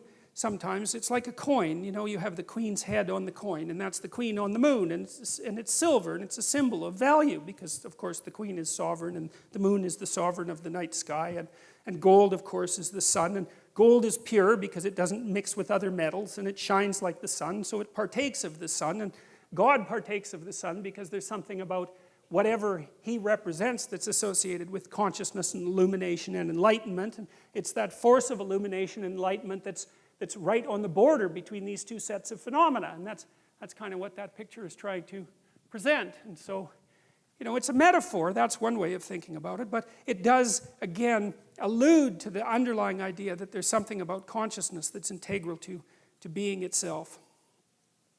And God said, let there be lights in the expanse of the heavens to separate the day from the night, and let them be for signs and for seasons, and for days and for years. I mean, that's a remarkable bit of writing there too, because you just think about how bloody long it took our caveman ancestors to look at the night sky and start to figure out that there were repeating patterns across years that enabled them to mark the seasons. I mean, I just can't imagine how they figured that out. It's the degree of careful observation that it took. And I mean, we know people figured that out a long time ago because, those great megalithic monuments like Stonehenge seem to be astronomical observatories, essentially, and you see the same thing with the pyramids. I mean, people were looking at the damn sky, trying to figure out, looking at God, because that's kind of what you're doing when you're looking at the night sky, trying to figure out the regularity and order in the universe, and that's all compacted into this little line, and let them be for signs and for seasons, to be oriented by the stars. Amazing. And then let them be lights in the expanse of heavens to give light upon the earth, and it was so. And God made the two great lights, the greater light to rule the day, and the lesser light to rule the night and the stars. And God set them in the expanse of heavens to give light on the earth, to rule over the day and over the night. And so there's an idea of sovereignty there too, right? That there's an analogy between the ruler and the heavenly bodies that light up the that light up the darkness, essentially. And that's a really interesting idea, too, because it took us a long time to come to terms with, as I mentioned last week, to come to terms with the idea of sovereignty itself and to decide what constituted valid power. And it's not power. It's not power. It's authority and competence and not power. It's not dominance either. It's more sophisticated than that, because the people that you want to rule aren't people who have power, because power just means I can hurt you and you can't hurt me back. That's not what you need from a ruler, even though it devolves into that from time to time. What you want is the kind of wisdom that illuminates the darkness, and to associate the sovereign with the heavenly kings of the light is a perfectly reasonable thing to do from a metaphoric perspective. And that's an ancient, ancient idea, you know, and another example of how we're grounded in a dream. And God set them in the expanse of heavens to give light on the earth, to rule over the day and the night, and to separate the light from the darkness. And God saw that it was good. Another emphasis on the fact that it was better that there was something than nothing. And, you know, maybe you could consider that the declaration of the cosmos is something like, well, it's better that there's something than nothing. And, well, how do you know that? And I guess the answer to that is that there's something instead of nothing. And I know that that's not proof, but it's still a remarkable fact that it happens to be the case, and no one does know why that is. And so maybe we should go along with it and see what we can do with it, you know, and see how we could make it better, because we certainly could if we were really committed to it, and we shook our resentment and our anger and our hatred. And I know there's reason for all of that, because people do suffer terribly, but, you know, God only knows what being could be like if we all contributed to it to the best of our ability. God only knows what we could conquer, and what sort of magnificent cities we could produce, and what things we could eradicate from the suffering of the world.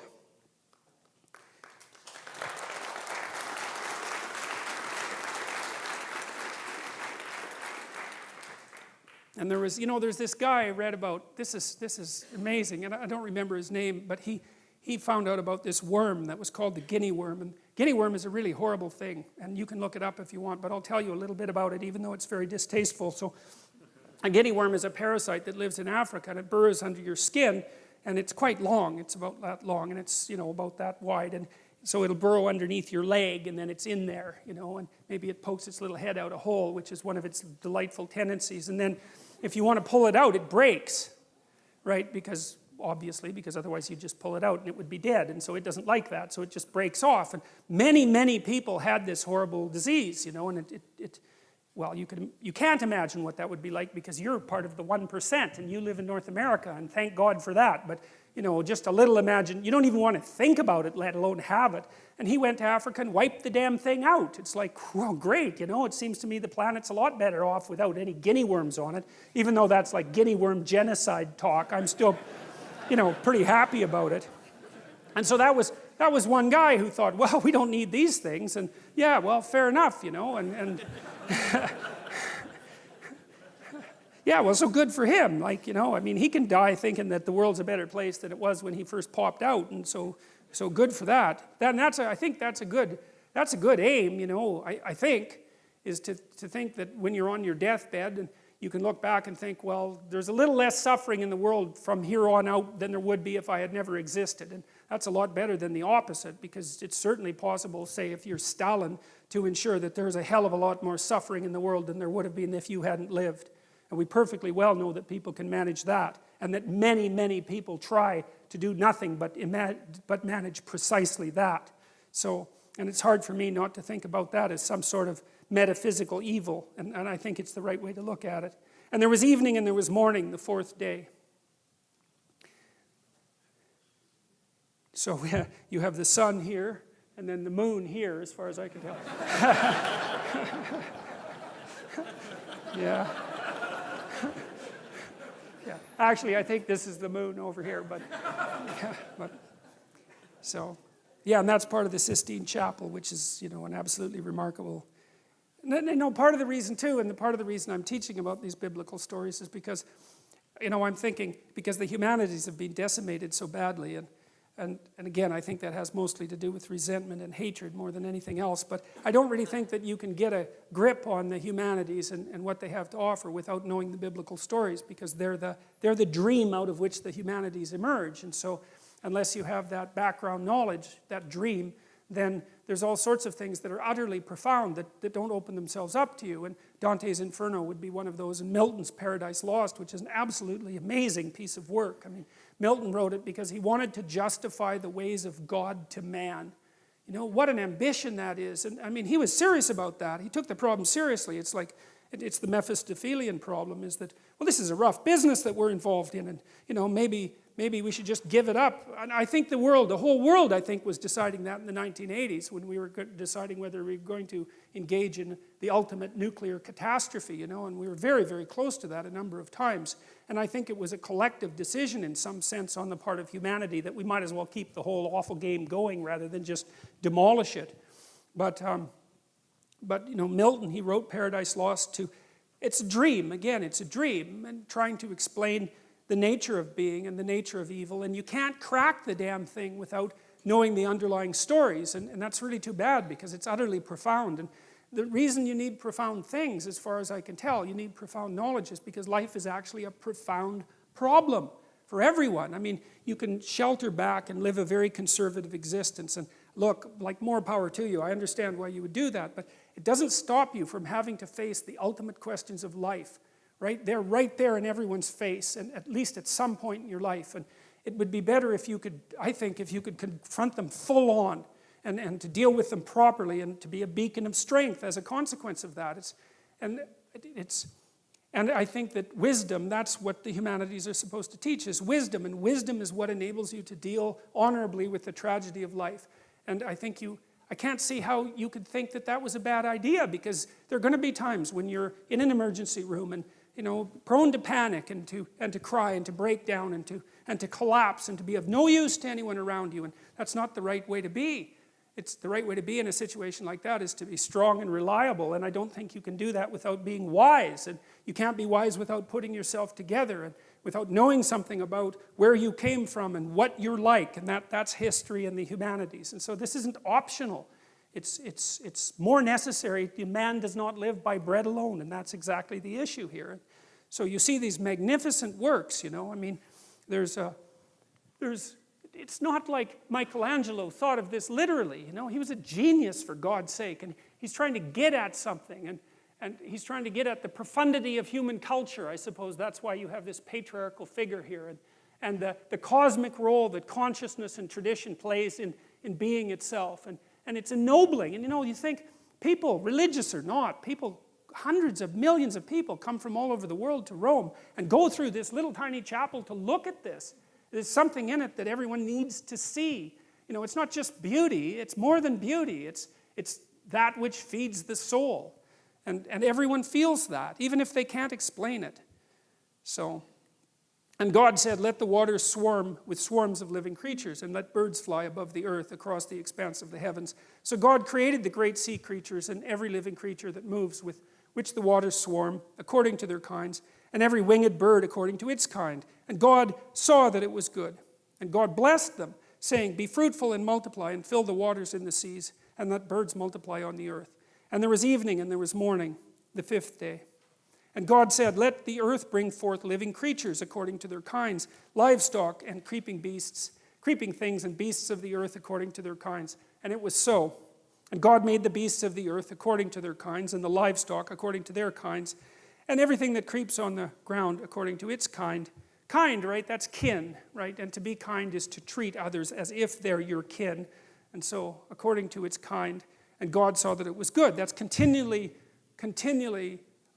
represented over and over. God said, that's the thing that calls being into existence. And God said it was good, and that's the fundamental judgment about the nature of reality. And, you know, one of the things that happens in the translation, in the movement, let's say, from the Old Testament to the New Testament, is God is obviously blessing creation in the beginning of this story. And then you have Old Testament God, and like, don't mess around with him, right? Because he'll give you good smiting if you get out of line. There's no doubt about that. And he's kind of an arbitrary character. And, you know, lots of modern people think, well, how could you believe in a God like that? And it's like, when I read that, I think, well, the Old Testament people, that isn't how they thought. They thought, you better look the hell out because life is really difficult, and if you step out of line, you're going to get flattened, and God doesn't care, in some sense, whether you approve of him. It's like, what the hell does that have to do with anything? Obviously, you don't approve. It's like, you better pay attention, though, because otherwise you're going to be in real trouble. And that there's real wisdom in that. Nietzsche really admired the Old Testament as a work of literature because he thought that the representation of the divine, let's say, as a representation of the essential nature of being was extraordinarily accurate in its arbitrary and often cruel nature. It wasn't following a morality that human beings could really understand as moral, but he thought that was very realistic, and I like that interpretation. But what happens in the New Testament is quite interesting because there's an insistence all of a sudden in the New Testament that you're supposed to act towards God as if he's nothing but good. And that's such a strange thing because you look at the world and you think, yeah, really? Just good, eh? Well, the cancer and the earthquakes is kind of hard to fit into that picture. And, the terrible things that happen to children and all of that is very difficult to square with the notion of a good God, obviously. But then the underlying idea is that if you act in that manner, it makes it more likely to be true. It's something like that. And so I would consider that in some sense an act of both courage and faith. It's like you're going to make the case, like God makes at the beginning of the Bible, that being is in fact good. Now, you can't see it because, well, you get to see all the things about it that aren't so good. That's not the point. It's a metaphysical presupposition, something like that. It's a decision to act that way. I'm going to act as if being is good and to further that. And then the implicit idea is, well, there isn't any way that you can make things work out better than to do that. And so there's a courageous element to it, which I think is also expressed to some degree in the idea of Christ's voluntary sacrifice of his own life. His presupposition was something like, I'm going to act as if God is good, and I'm going to play that out right to the end. And now that becomes something like a divine pattern. And I believe there's wisdom in that because, again, most of the time that I've been wrestling with this sort of thing, I've always been looking at the opposite. I haven't been studying good, I've been studying evil. Because evil is easier to believe, especially after the 20th century. It's like, I think you have to be blind not to think about the things that happened in the 20th century as evil. And some of the things that happened were so brutal, it's just absolutely unimaginable. And, well, unless you imagine it. And it's right there. It's part of the historical record. And then I think, well, if there's something that's that terrible, it indicates as clearly as anything can that there's also something that's its opposite, and that's whatever it is that's the farthest away possible from that outcome. Now, that doesn't mean we can exactly say what it is, because it's easier to grip, in some sense, what it means to torture and break and hurt, and not to be able to conceptualize so clearly how you would have to act if you were acting in the exact opposite manner. But at least it implies that it exists, and I see that pattern being laid out in this dreamlike manner in the New Testament, and it has something to do with, well, it has something to do, and this is for sure, with the voluntary acceptance of mortality. Because, of course, that's the poisoned apple, right? The fact that everybody looks forward into the future to know that you're finite, and so is everything that you love. And it's very difficult for that not to poison your existence. And, well, there's no getting out of it, as far as we can tell, but there might be something like switching your attitude to it, and you could say, well, that's the price you pay for being. And the heroic thing to do is to accept that, and not even to accept it grudgingly. To say, all right, I'm going to go along with that, I'm going to accept that, and I'm going to act nonetheless as if being is good, and then I'm going to see how things turn out. It's something like that. And God saw that it was good. And so it's an act of courage, right? There's an act of courage that's associated with that transformation of attitude. And even with regards to the notion that the world is good, it's a courageous attitude, especially given that there's so much evidence that makes that conclusion difficult to continually draw. But the alternative seems to me to be far worse. So there's God again with the sun behind him, because he's associated with the solar consciousness, and he's creating all these strange, wonderful creatures. And you know, it's And people say, well, the idea of God as an old man in the sky, let's say, that's primitive. It's much more better to think about it as much more better? Jesus. Anyways, it's more sophisticated to think of the divine essence as a disembodied spirit or something like that. But that's not so obvious either, because as I already pointed out, there isn't anything that's more complicated than a human being. And so the idea that the divine is something that's at least as complicated as a human being strikes me as something that's actually quite reasonable. And I know it's a metaphor, although I don't know to what degree it is a metaphor, and it's also something that's embodied. And that's also a very interesting notion, because it's become increasingly obvious as we've tried to do such things as produce artificial intelligence, that it's very difficult to produce an intelligence or perhaps a consciousness that isn't embodied in some manner. It can't be just a spirit without form. And I think that's part of the reason too why Christianity puts so much emphasis at the end of time on the resurrection of the body, because there's a drive in there to ennoble the idea of the body, not just the spirit, the consciousness that floats abstractly above the body, but to say that, no, you can't do that. You can't just shed that part of you that's heavy and material, so to speak, and leave it behind as if it's of no value. You have to ennoble that as well. And that idea is also linked to the representation of God as a human being, and as a wise human being, and as something that's embodied. And so, at least from the metaphorical perspective, I don't think it's reasonable just to brush your hands across it and say, well, that's primitive. Because I don't think it is. I don't think it's primitive at all. And then God said, let us make man in our image, after our likeness. And it's our because, well, this is part of the priestly story. There's, as I said, a number of sources for the Old Testament. And in the priestly version, if I remember correctly, it's Elohim. That may be wrong. It doesn't matter, but precisely it doesn't matter, because the notion is that the God who's in the background of this story has a kind of plurality of being, right? And it looks like the idea of monotheism arose with great difficulty across time, because there are lots of powers, and the idea that there's a power of powers was something that it wasn't easy for people to figure out, and because what's constant across sources of power? Well, some kind of meta power, but it's hard to figure out what that is, and that's what's being represented by the movement, as far as I can tell, from polytheism to monotheism.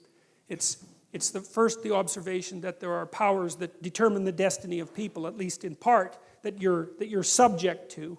And then the idea that there's something common across all those powers that you can represent, partly, say, with the idea of the sun rising in the morning and fighting its way out of the darkness at night, and that's associated with consciousness and sovereignty. There's see, one of the things that bothers me about simple-minded atheism, and I would say the simple-minded atheism is of the sort that regards these stories as nothing but simple superstitions, is that it's very, very poorly informed. Because whatever these stories are, they are not merely simple superstitions. They weren't conjured up by some cabal of priests to bamboozle the masses, even though they were used for that purposes from time to time. It's much, much more complicated than that. They have a very ancient lineage, and they're tied together with all sorts of other stories. And there's an emergent wisdom in them, and I think the right way to view them is as the birthplace of sophisticated philosophical ideas. And so you have to wrestle with these stories. You can't just... And I said already that I'm going to be as rational as I possibly can in my discussion of these stories, and not refer to anything metaphysical except when that's absolutely necessary, even though I don't want to eliminate the possibility of a metaphysical reality, because I think that's premature. But you have to take the stories seriously if you're going to approach the problem properly. You can't just casually dismiss them. It's not appropriate. And so let us make man in our image. That's a very interesting idea. And like I said, it's not easy to understand how it was that human beings came up with the idea that us lowly creatures were... So with the Mesopotamians, for example, and the Greeks were like this too. Human beings weren't godlike. They were the playthings of the gods, right? They were just... The gods just tortured us for their amusement, love and hatred and anger and all those powerful forces.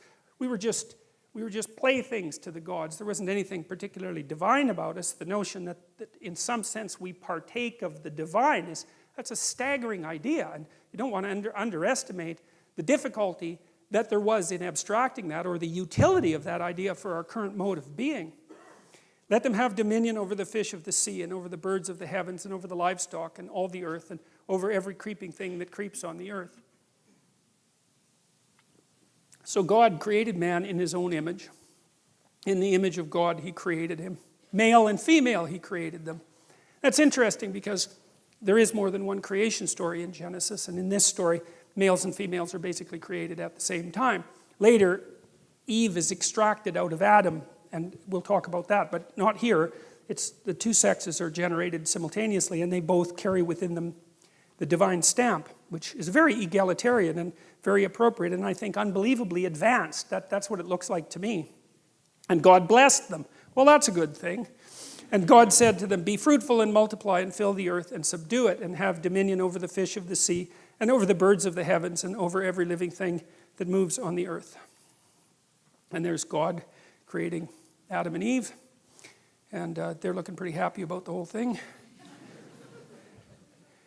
And that's Michelangelo's famous Sistine Chapel representation. And there's some cool things about this. I mean, you got to wonder, this is an aside, and I don't know if it's a credible aside, but it's an interesting aside, so that's a form of credible. What the hell is God doing in this thing? You know, I mean, what is this exactly? And so there's been some interesting answers to that, and this is one of them. So there was a group of scientists about 20 years ago that were remarked on the precise analogy between this structure and the brain bisected down the middle. And of course, Michelangelo was one of the first people who did detailed dissections, and so they felt that Michelangelo had put God inside the brain for some reason. And that seems to me to be associated with the notion that there's an analogy or a metaphorical identity between the notion of whatever God is and the structures that give rise to consciousness. And I think we really underestimate the degree to which consciousness is both, say, miraculous and not understood. I mean, you know, you have what appears to be an entirely material substrate, yet here you are, aware and self-aware and able to generate the world merely in some sense by looking at it. It really is remarkable, and that consciousness is dependent on something that wells up from deep within that material substrate that we don't understand at all. It's really a crazily remarkable thing, you know. And you hear a lot about scientific reductionism, but I'll tell you something that's kind of interesting, and it's a tangent too. You know, the guy that discovered DNA, I think it was Watson. And it's Watson and Crick, but I don't remember who wrote this book, but one of them, I don't remember which one, he believed that DNA was so complicated that it had to come from space. He didn't believe it could have possibly evolved on Earth.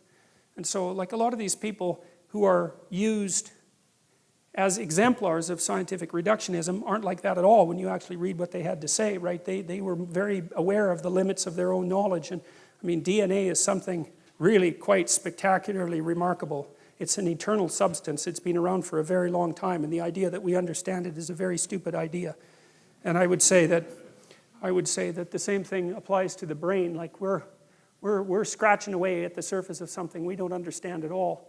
And so it's quite interesting, I think, that, and maybe Michelangelo had enough gall to do that. It's certainly possible. I mean, he had enough gall to do dissections when the cost of that was death. You know, he had to rob corpses essentially to go and do it. So he wasn't, I would say, not particularly politically correct. So that's kind of interesting. And there's another representation of the same thing. And that's a funny one. I had to throw that in. I don't know how many of you know this, but there's this joke in the atheist community. I think it might have been started by Richard Dawkins, but that might be wrong, that it was just as reasonable to believe in the flying spaghetti monster as it was to believe in God. And that's the flying spaghetti monster, by the way.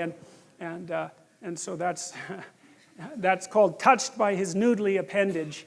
And anyways, it's not very sophisticated, but it is funny. So, and God blessed them, and God said to them, Be fruitful and multiply and fill the earth and subdue it and have dominion over the fish of the sea and over the birds of the heaven and over every living thing that moves on the earth. And God said, Behold, I have given you every plant yielding seed that is on the face of all the earth, and every tree with seed in its fruit. You shall have them for food. And to every beast of the earth, and every bird of the heavens, and to everything that creeps on the earth, everything that has the breath of life, I have given every green plant for food. And it was so. And God saw everything he had made, and behold, it was very good. And there was evening, and there was morning, the sixth day. Thus the heavens and the earth were finished, and all the host of them. And on the seventh day God finished his work that he had done, and he rested on the seventh day from all his work that he had done. So God blessed the seventh day and made it holy, because on it God rested from all his work that he had done in creation. And I like that too, you know. I did a lot of counseling work with people who were, coaching work, I guess, with people who were fairly spectacularly successful, and they were usually workaholics. You know, they're the sort of people that were like, they'd work 80 hours a week, just nonstop. That's just what they were like. And one of the things we were always trying to figure out was, well, how much should you work? Because one answer is you just work till you die, right? I mean, you just exhaust yourself. And, well, that's not a good idea. And then you have to figure out why that isn't a good idea. It's got to be something like this, is that you don't want to do so much work that the amount of work you do interferes with the amount of work that you could still do, right? Because if you work like mad for 2 weeks and then you have to lie in a hospital bed for a month, that obviously isn't very productive. So you have to figure out how much you can work diligently and then how much you have to recuperate so that you can get back up and work again. And you know, people have basically settled on something like this and given it the divine imprimatur. That's one way of thinking about it, which is, well, you can toil away for 6 days, and no wonder, because you have to work, but you should rest at least 1 day out of 7, because otherwise, well, you don't appreciate life. That might be part of it. And plus, I think it's more a matter of iterability, you know, because one of the things that defines morality is the capacity to repeat something, right? So if something is properly structured in a moral manner, then you can do it over and over and over again without any degeneration. And so that's kind of like a relationship. If your relationship is negotiated, you can continue to negotiate it, and then you can have a relationship that lasts for a long time. You can do it today and next week and next month and next year. You can maintain it across time. And this, I would say, is the wisdom that's been garnered over God only knows what period of time, to say, well, look, I mean, even God needed to take a break and appreciate what was going on, and it's not such a bad thing for people to follow that pattern. And that's a good thing for modern people to know, because we seem to be, even though, you know, we're very wealthy by historical standards, our capacity to relax isn't exactly what it could be, and I think that's really hard on people. Okay, so I'm going to go over again the idea of the attributes of God. I talked about that a little bit last week, but I want to return to it because I think it's worth dwelling on a little bit, because we're trying to figure out what it is that people were trying to formulate when they were formulating these representations. And we've sort of come to the conclusion that there is an attempt to abstract out the nature of power from specific aspects of power, and there's some attempt to associate that with consciousness as that which gives rise to being itself, and there's some attempt to associate that consciousness with something that has a cosmic quality, whatever that might mean, and it's a statement that it has a cosmic quality rather than a discovery. It's a mere statement that there's something about consciousness that has world-generating significance, and also the implication that it's associated with human beings as well. It's a very interesting set of propositions, and I don't believe that they're simply refutable. Like it's a perfectly coherent argument, even though it's primarily made metaphorically. And so then, once again, I want to build up the framework of associations around the idea of God. One of the things that Freud did when he was interpreting dreams, and this is quite useful, you know, so if someone comes to me with a dream, then I have them tell me the whole dream, and then I get them to repeat it line by line, and then whenever they say a line and there's an object in it or a person or something like that, I ask them what that makes them remember, or what that thing means to them, or what comes to mind. And that's the associational technique, and it's predicated on the idea that your memory works by association. And you know that if you're daydreaming, you know, you go from one thing to another like a conversation does, and that you can take an idea that's at the center of a web of associations and by tracking the associations, you can kind of zero in on what the idea might mean.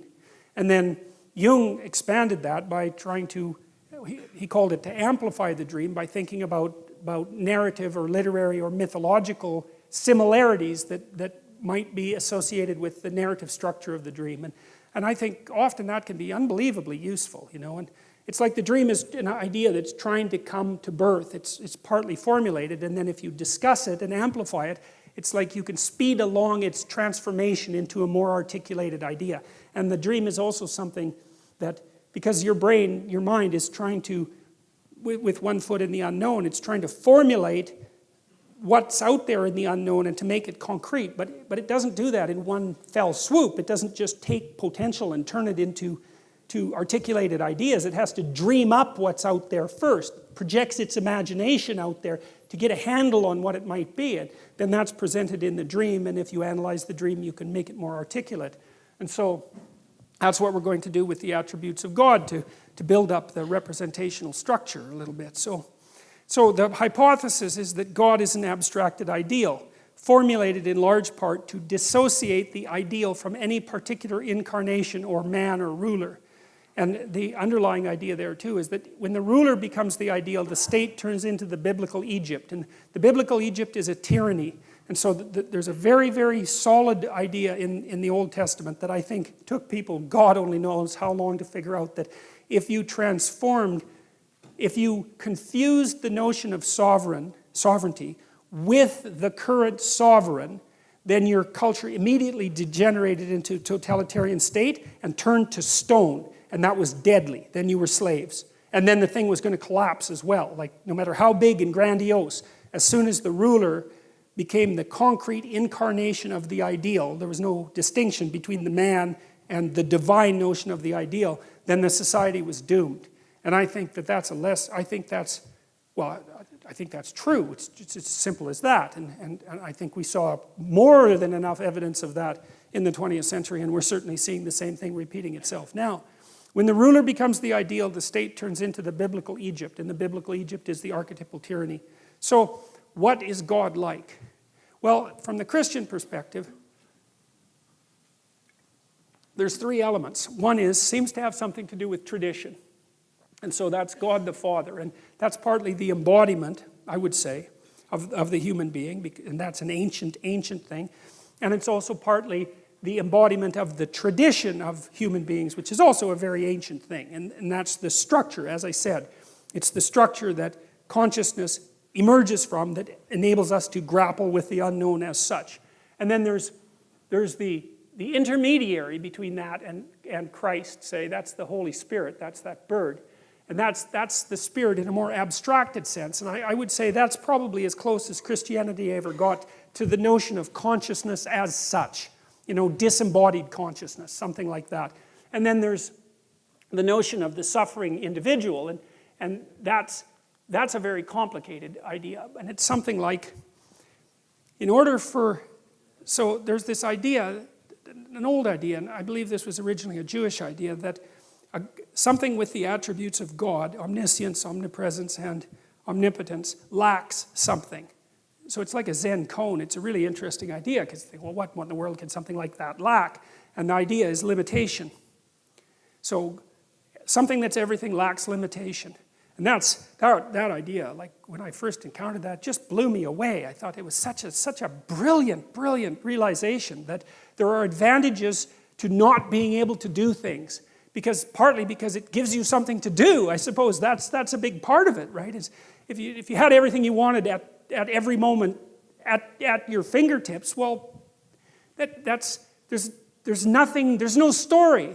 And it's funny, because that happened to Superman, the cartoon character. By the 1980s, he could juggle planets, and you could bounce like hydrogen bombs off him and it'd be fine. And it's like everyone got bored because, well, what were we going to do to Superman? It's like you lob a hydrogen bomb at him and he just brushes it off and like combs his hair, and that's the end of that. And the whole cartoon series basically died because he didn't have any flaws. There's no story without the limitation. And I think that's an absolutely remarkable idea. And so part of the notion of Christ, and this is something that I've puzzled over for a long time, and I learned a lot of this from Jung, is that there's idea in Christianity that there's consciousness as such, which which in some sense is eternal. It stretches from the beginning of the time to the end of time, but it's this abstracted notion. But it lacks a certain kind of reality because it's not instantiated somewhere. It's not instantiated in a specific time and place in history. And so the idea of the Son, the third part of the Trinity, or one of the three parts of the Trinity, is the notion that tradition and consciousness as such also has to be embedded in history in a particular time and place. And so there's the archetypal embeddedness, and that would be the incarnation, and that's the perfect man, right, who accepts his mortality and acts in a virtuous manner. But it's the archetypal story of every individual as well. And there's a very strong strain in Christianity. I would say this is more pronounced in Orthodox Christianity, that the proper path of life is to take the tradition, let's say, and the spirit that's associated with consciousness as such, and to act it out in your life, in your own personal life, in a manner that's analogous to the manner in which Christ acted it out in his life. And what that means in part is the acceptance of the tragic preconditions of existence. And so that's partly betrayal, right? Betrayal by friends and by family and by the state. And it's partly punishment for sins that you did not commit, as well as the ones you did commit, and sometimes that's just a relief, but the arbitrary nature of justice, and also the fact of finitude. And the notion is that your duty, let's say, and the way to set things right in the cosmos is to accept that as a necessary precondition for being and to act virtuously despite that.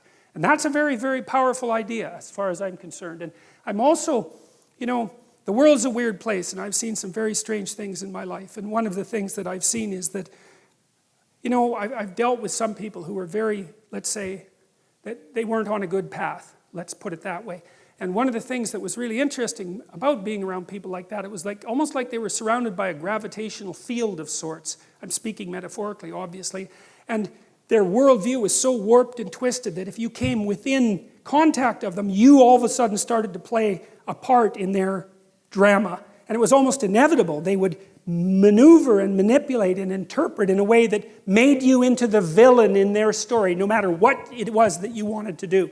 And unless you've encountered something like that, and many of you probably have, you don't know how powerful a pull that is. And so it's certainly possible that someone can act in like a gravitational object and bend things around them to fit their narrative, their unhappy and tragic narrative. But I've seen the opposite too, where people who were aiming upward with the best of their ability, and because of that, they had a positive effect on the people around them, and that ordered things around them in profound ways. And I think it's an open question, the degree to which the cosmos would order itself around you properly if you got yourself together as much as you could get yourself together.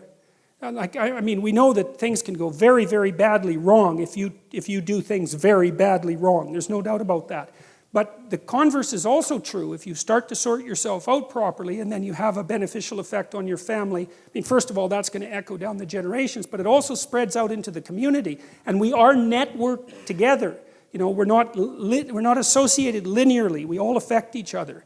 And so it's an open question, the degree to which acting out the notion the notion that being is good and the notion that you can accept its limitations and that you should still strive for virtue. It's an open question how profound effect that would have on the structure of reality if you really chose to act it out. And I've seen things, as I said, in my life that indicate that I do believe there's a metaphysical element to life as well as the rational, practical element. And I think there are times when those two things come together, and I've seen that happen. And so I don't think we know the limits of virtue. I don't think we know what true virtue could bring about if we aimed at it carefully and practically. And so the notion that there's something divine about the individual who accepts the conditions of existence and still strives for the good, I think that that's an idea that's very much worth paying attention to. And I think the fact that people have considered that idea for at least 2,000 years quite seriously is also an indication that there's at least something to be thought about in relationship to that. So that's kind of the Trinitarian idea. Same idea there. And you see, it's interesting too, because you have God the Father, essentially, who's coming out of this strange, you see, this isn't the sky exactly, and you see this very often in these old pictures. It's not exactly the sky, whatever the heaven was that people believed in. It's something it's like the sky opens and there's a dimension beyond the sky. It's something like that, and I wanted to show you this too, just to show you that this isn't only a Western conception, and it has something to do with mystical experience, because there's a bodhisattva. It kind of looks like he has a hat, but that's not a hat. That's a whole bunch of bodhisattvas going back to eternity, right? And this hole in the sky here is like a hole into time, and these things are recurring across time. It's the eternal recurrence of this redemptive archetype, and the sky opens up, and you can see that thing recurring and recurring and recurring. Same idea is basically, that's the blue Buddha, who's a healing entity, sitting in a mandala, which is like a representation of paradise. And it's the same idea. It's like reality opens up and reveals this image of perfection. And so it's a universal conception. And I think it's a representation of the possibility of the metaphysical and the physical coming together in some sort of communication. It's something like that anyways. And I mean, you have to remember that there's absolutely no doubt that people have metaphysical and religious experiences. That's an absolute fact. You can induce them chemically. You can induce them electrochemically. Lots of people who have epilepsy have epileptic prodromas that are associated with divine enlightenment. So Dostoevsky, for example, he had epilepsy, and that was really, I think, one of the things that made him a great author. And Dostoevsky would have this feeling that he was going to have an epileptic seizure, and he said that the feeling for him was that the world was opening up and he was becoming more and more and more enlightened, and he was just on the verge of grasping the essence of existence, and then he'd have an epileptic seizure. And for the subjective feeling was that much knowledge was just too much for him to bear. Well, you can say, well, that was a neurological abnormality, and fine, but God, he was Dostoevsky, and so you can't just brush that off. So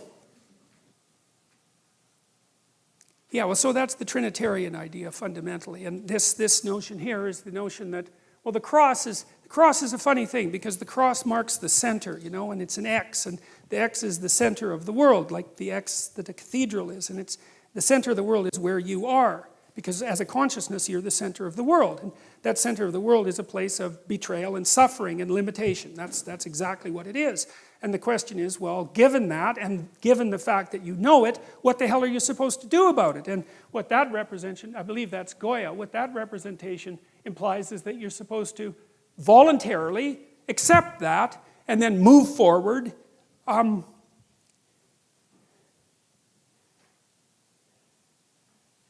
In good faith and with courage, that's the notion, and that you're supported. You're supported by your tradition, and that's why you need your tradition too. That's why you need to be embedded in your tradition, because without the support, let's say, of your father, and I mean that both practically and metaphysically, without that behind you, without the knowledge of you as both a biological and a cultural creature, without that depth of knowledge, you don't have the courage to do it, because you don't know what you are, what you could be. And so without that, because you're a historical creature, what students ask me sometimes, why study history? It's like, well, because history is about you. That's why. It's like history tells you who you are. You can't tell who you are because you only live a little while. How the hell can you figure out who you are? So you need all this collected wisdom and all this dream-like information and all this mythology and all this narrative to inform you about what you are beyond what you see of yourself. And you're pummeled down and people picked on you and there's 50 things about you that are horrible, and you've got a self-esteem problem and you're sort of hunched over and you've got all these problems, and so it's not easy to see, let's say, the divinity that lurks behind that unless you're aware of the heroic stories of the past and the metaphysics of consciousness, let's say. I don't think that you can have the courage to regard yourself as the sort of creature that can stand up underneath that intense existential burden and move forward in courage and grace. And of course, that's part of the reason that I'm talking about these biblical stories, and it's 9:30, so we're going to have to stop.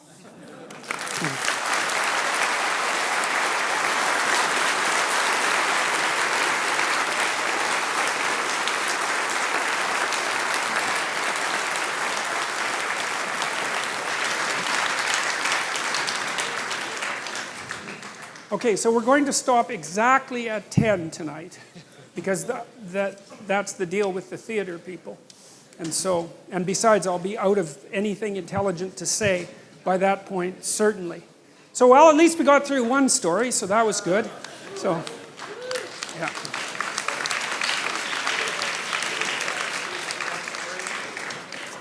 Okay. Let's give everyone like just a few seconds to settle down, and everyone who wants to leave can leave. So thank you for all for coming, by the way. I'm constantly amazed that everybody comes and listens to this because, it's just, well, it's strange. Let's put it that way. So far it's been fun though, so that's good. So okay, let's go. Hi, that works. Hi, Dr. Peterson. I was raised Catholic, and anytime there was a bit of an inherent contradiction, let's call it, in the documents of the Bible, it would be referred to as a mystery. And there's one mystery I've always kind of wondered about, and it's very important to Genesis. How do you deal with a perfect God, or the conception of a perfect God, who by nature is incapable of an imperfect design? Or incapable of a perfect design. So what I mean by that is many religions present, for example, good and evil as separate deities that pre-existed simultaneously. What's interesting about Christianity is that Lucifer, the embodiment of evil in the Christian religion, is an outgrowth of God. And is sometimes, Milton, for example, presents him as a rebel against his interpretation of God's tyranny, right? Another example, we didn't touch on Eden today, but in paradise, a supposedly perfect garden, a perfect design, is infiltrated again by that evil outgrowth of a so-called perfect God. So from a psychological perspective, do you think there's a significance to this presentation of perfection, yet the contradictory flaws that are sort of naturally part of that perfection, quote unquote? Oh, so good. That's a good, simple question. We're starting good. See, Carl Jung, he was kind of Manichaean in his approach, and he tended towards thinking that evil, in some sense, was a separate entity. And I thought about that for a long time because there's a potency about evil that just can't be brushed away.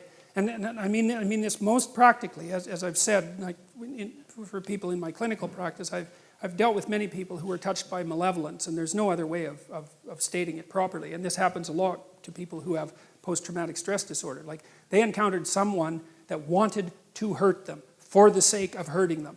It wasn't some misunderstanding. You can forget about that. It wasn't that at all. And so to deny the reality of evil in some sense, I think, is the ultimate in naivety, even though it's a word that you won't hear used, for example, very often in universities anymore. But I just can't understand that at all. But I thought about that a lot, and so I'm going to kind of answer that question by hitting it scattershot.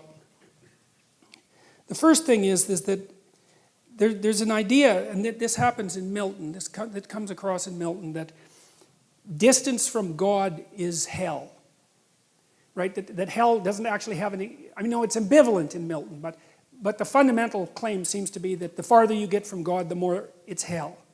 And then there's another idea that Milton's Satan, who's Lucifer, the bringer of light, right? He's God's highest angel gone most wrong. And I kind of think about him as the spirit of rationality, of intelligence. It's not because I'm not an admirer of intelligence, because hooray for intelligence, but one of the things that Milton seemed to cotton on to before the rise of modern totalitarian states was that intellect has the capacity to fall in love with its own creations and to elevate them to the highest place, which is basically a totalitarian claim.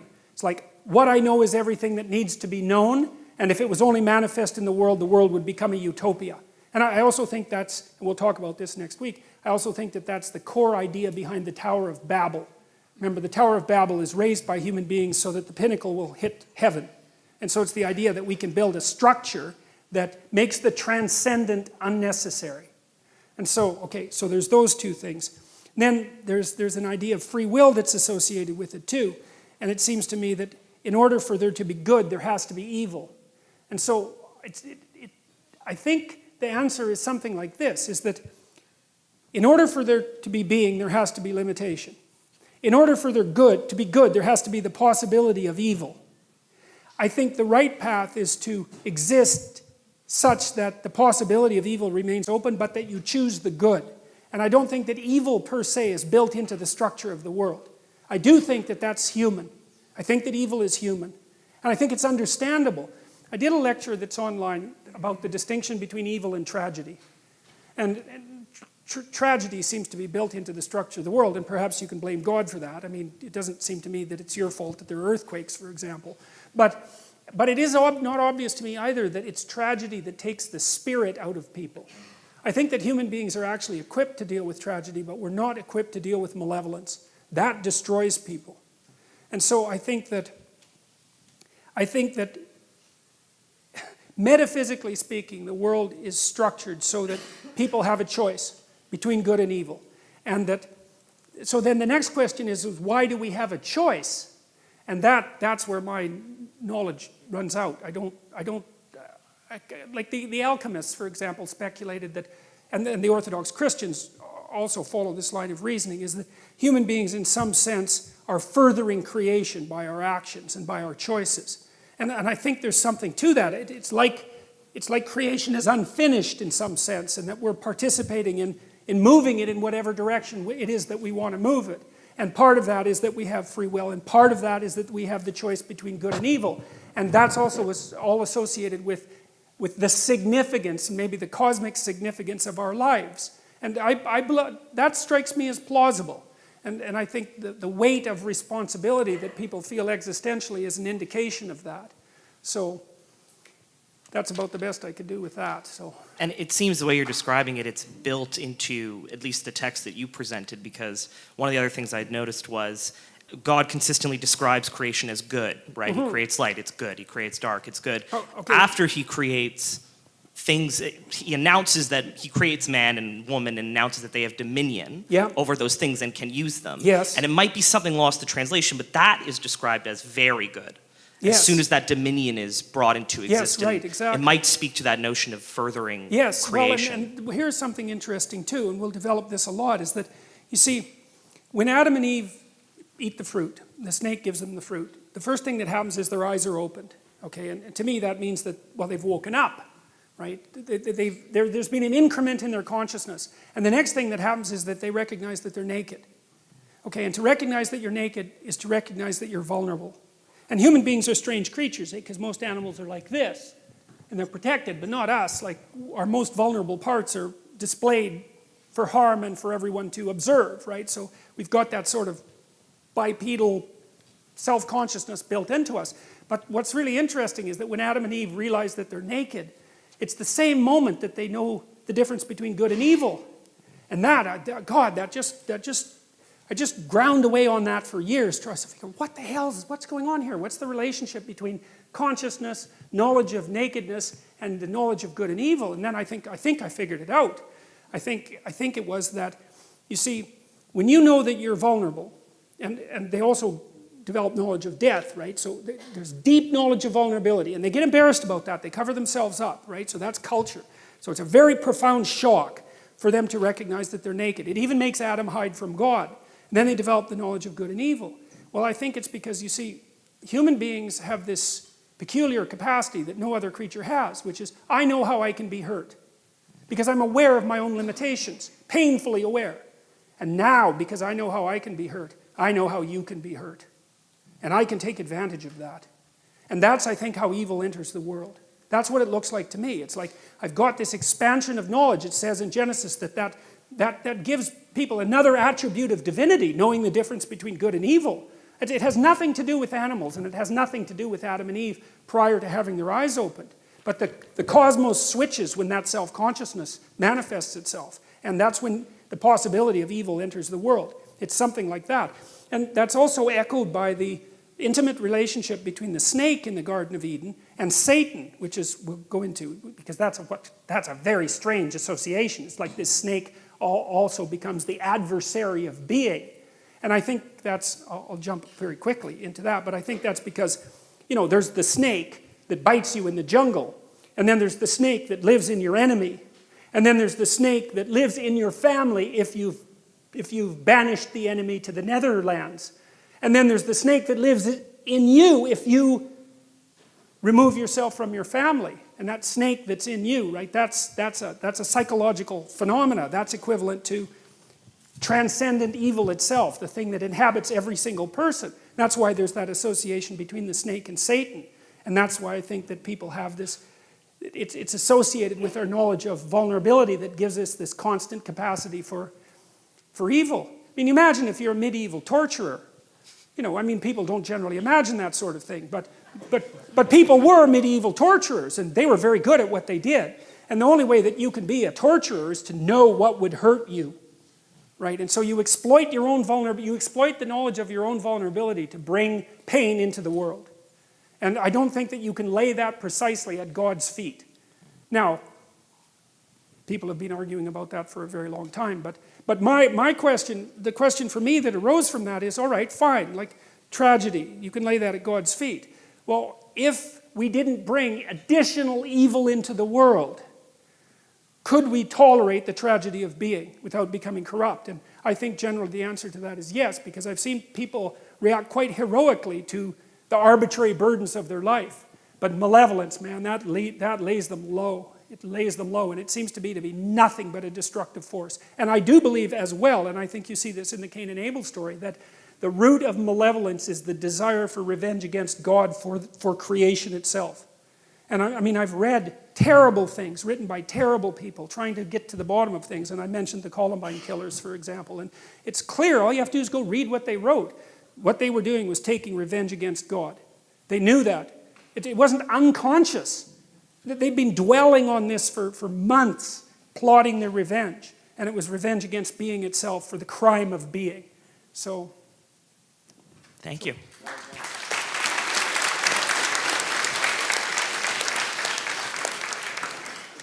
Hi, Doctor. You'd said when God saw that it was good, you read that as potentially, well, it might be better than nothing. And the story in Genesis, it's bracketed by days, which aren't necessarily literal days, yom, the original word, but it's also bracketed by, and he saw it was good, at the end of the day. So my question is there something more profoundly happening there between this profundity of speaking into existence, the way, the start is, to this observation, this seeing that it's good, and is God modeling consciousness? Is there a little more there for us to grapple with? Okay, so more for us to grapple with in what way? In the sense that we have this insight of speaking things forth, but you'd also commented on consciousness as until something's observed, or until it's seen.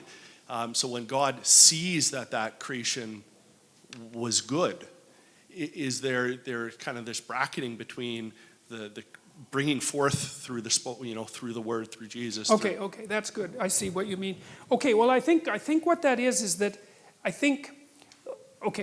so it's perfectly reasonable from an archetypal and psychological perspective to consider the idea of the word equivalent to the spoken truth. I mean, Christ makes that claim in the New Testament, that he's the truth, right? And embodied. And so then logically you can derive from that the idea that if things are spoken into being through truth, then they're good. And so yeah, I think that association exists. And I think I also think that's in some sense the deepest claim of faith. I believe that because I think you have to make a decision in your life, as far as I can tell, and I think Kierkegaard knew this more clearly than anyone else I've ever read, and that is that if being is good, then an honest relationship with being also has to be good. And then if you have an honest relationship with being, then you're going to speak the truth. And then I think what you have to decide is that if you speak the truth, then what happens is good, regardless of what happens. And that's the rub of faith, and I think that's something that Kierkegaard wrestled with, And I'm trying to think if I can provide an example about that, and easily and quickly. Well, I guess it's partly because you can live your life two ways. You can use your language to manipulate. You can use your language as a tool to get what you want. But the problem with that is that that assumes that you know what you want and that you're right. And that's a problem because there's lots of things you don't know. And if you get what you want, you may find A, that you didn't really want it, and B, that you're not the person that started the journey towards that. That happens a lot to people, especially when they use their language in a manipulative way. And so the alternative seems to be, and I think this is one of the lessons, for example, that's laid out in the movie Pinocchio, which happens to be a kind of archetypal favorite of mine, is that part of the act of faith, let's say, and I wouldn't say Christian faith necessarily, I would say faith in being itself is the decision. It's like the decision that God is good. The decision is, there's no better way to bring better being into being than to speak the truth. And I do think that's echoed. I think that's a very wise observation. I think that's echoed in that first story. First of all, the act of speech, and second, the observation that the consequence was good. So yeah. Thank you.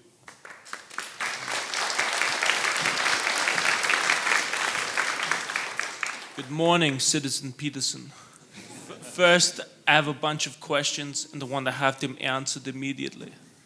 Like, you have a post on Quora in which you encourage all children to incur skateboarding injuries. but also stated in this post, you wrote that, do not try to rescue someone who does not want to be rescued, and be very careful about rescuing someone who does. And can you reconcile this with what you stated about transcendent morality and the heroic impulse that I guess men are supposed to be born with? Okay.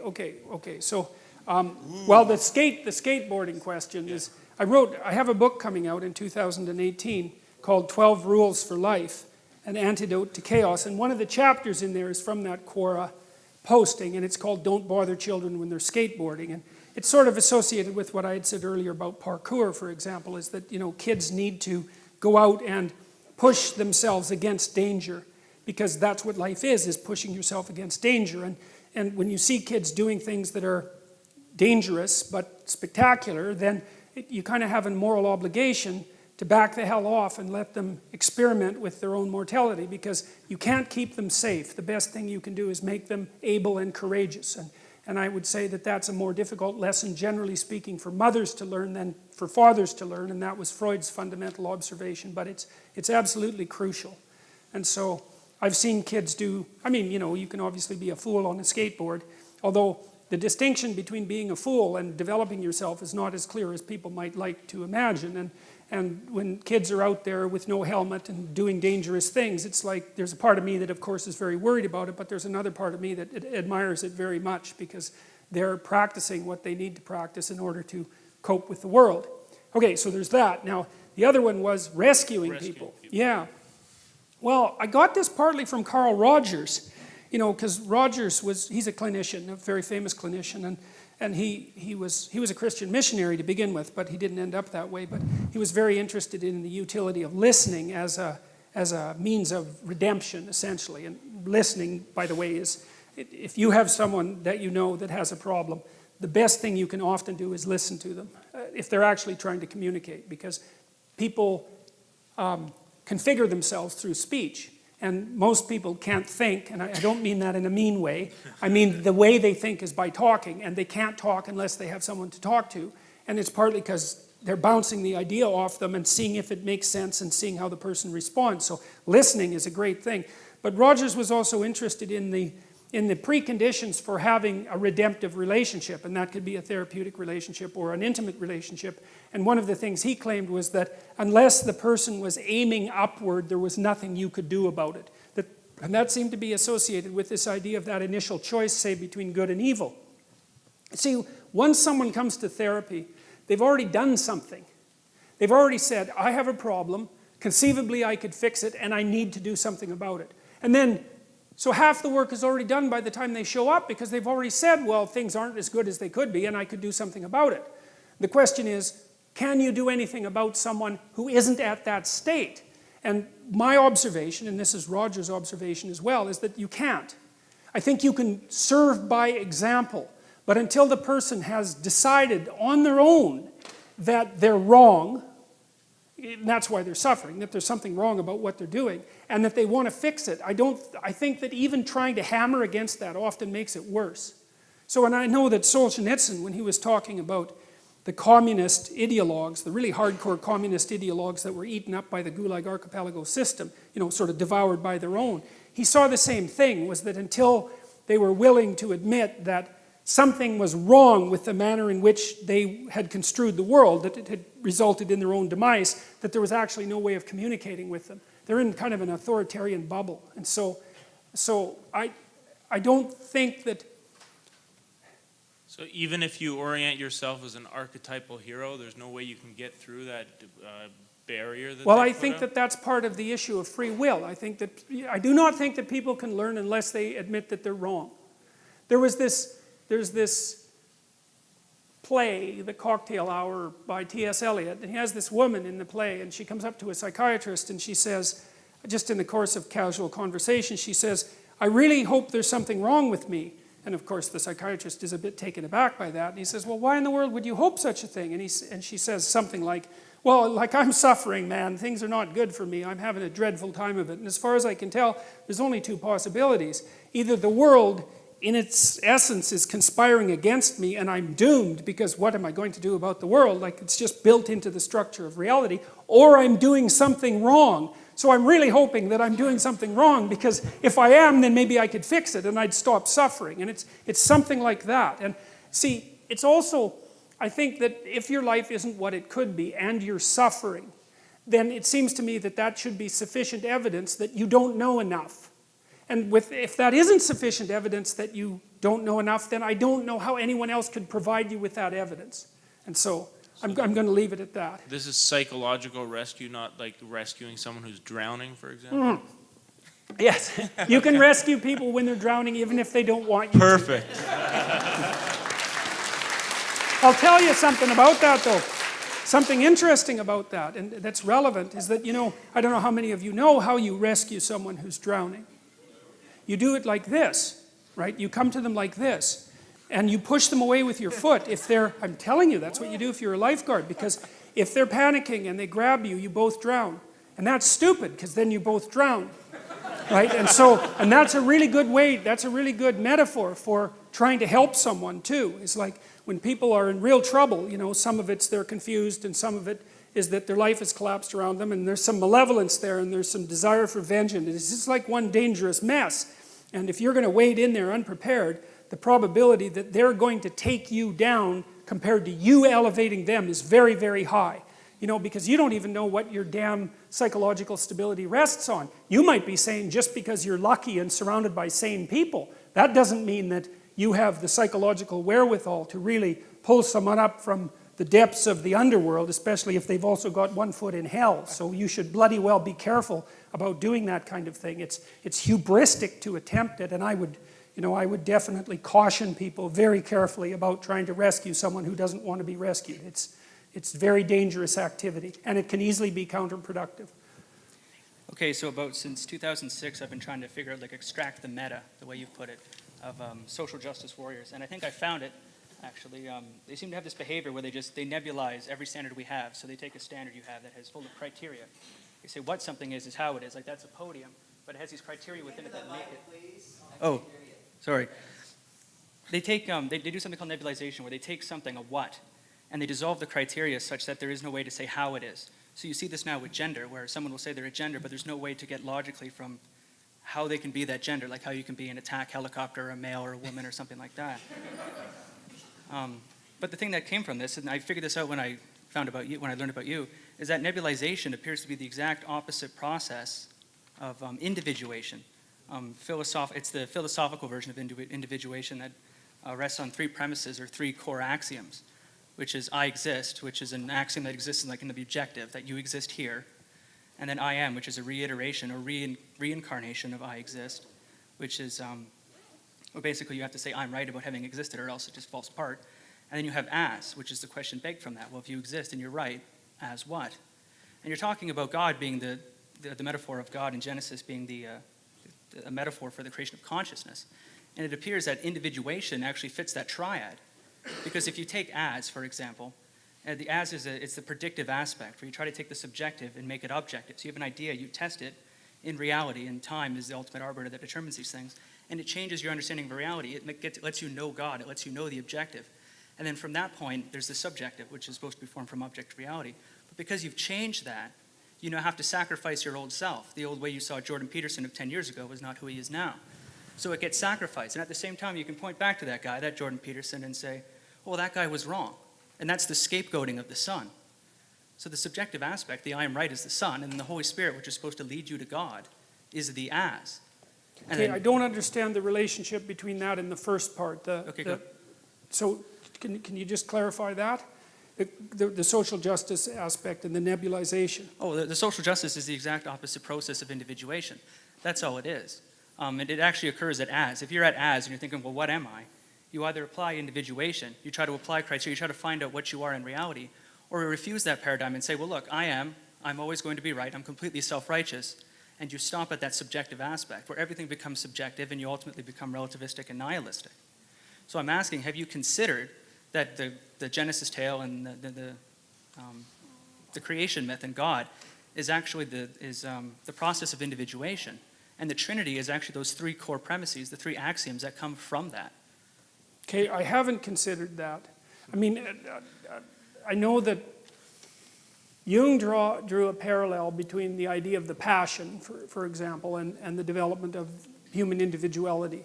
And so there's that idea is lurking inside the Jungian notion of individuation, because it has to do with voluntary confrontation with mortality and also with evil, right, as two of the key elements of genuine self-realization.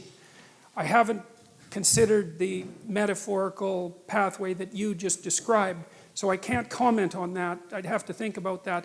But I could say that one of the things that does disturb me about the ideological battle that's going on right now, and I think this is a very deep part of it, and this is the part that's a battle against the logos in Derrida's old terms, right? The phallogocentric West needs to be taken down to its essence, is the refusal to engage in precise language. And I see that in part, for example, manifested in the refusal of the people who I'm criticizing to ever engage me in any debate. They don't believe in debate, and they don't believe in the let's say, the redemptive power of dialogue, because mostly what they believe in is power. So there's a nebulization in that manner. There's this tendency to hide behind what's vague and fog-like instead of making things sharp and clear and crystalline. And I do think that that's part of the degeneration of a civilization as far as I'm concerned. So you haven't considered that then? No. Not yet. Would you please? I'll do my best. I'll do my best. Please.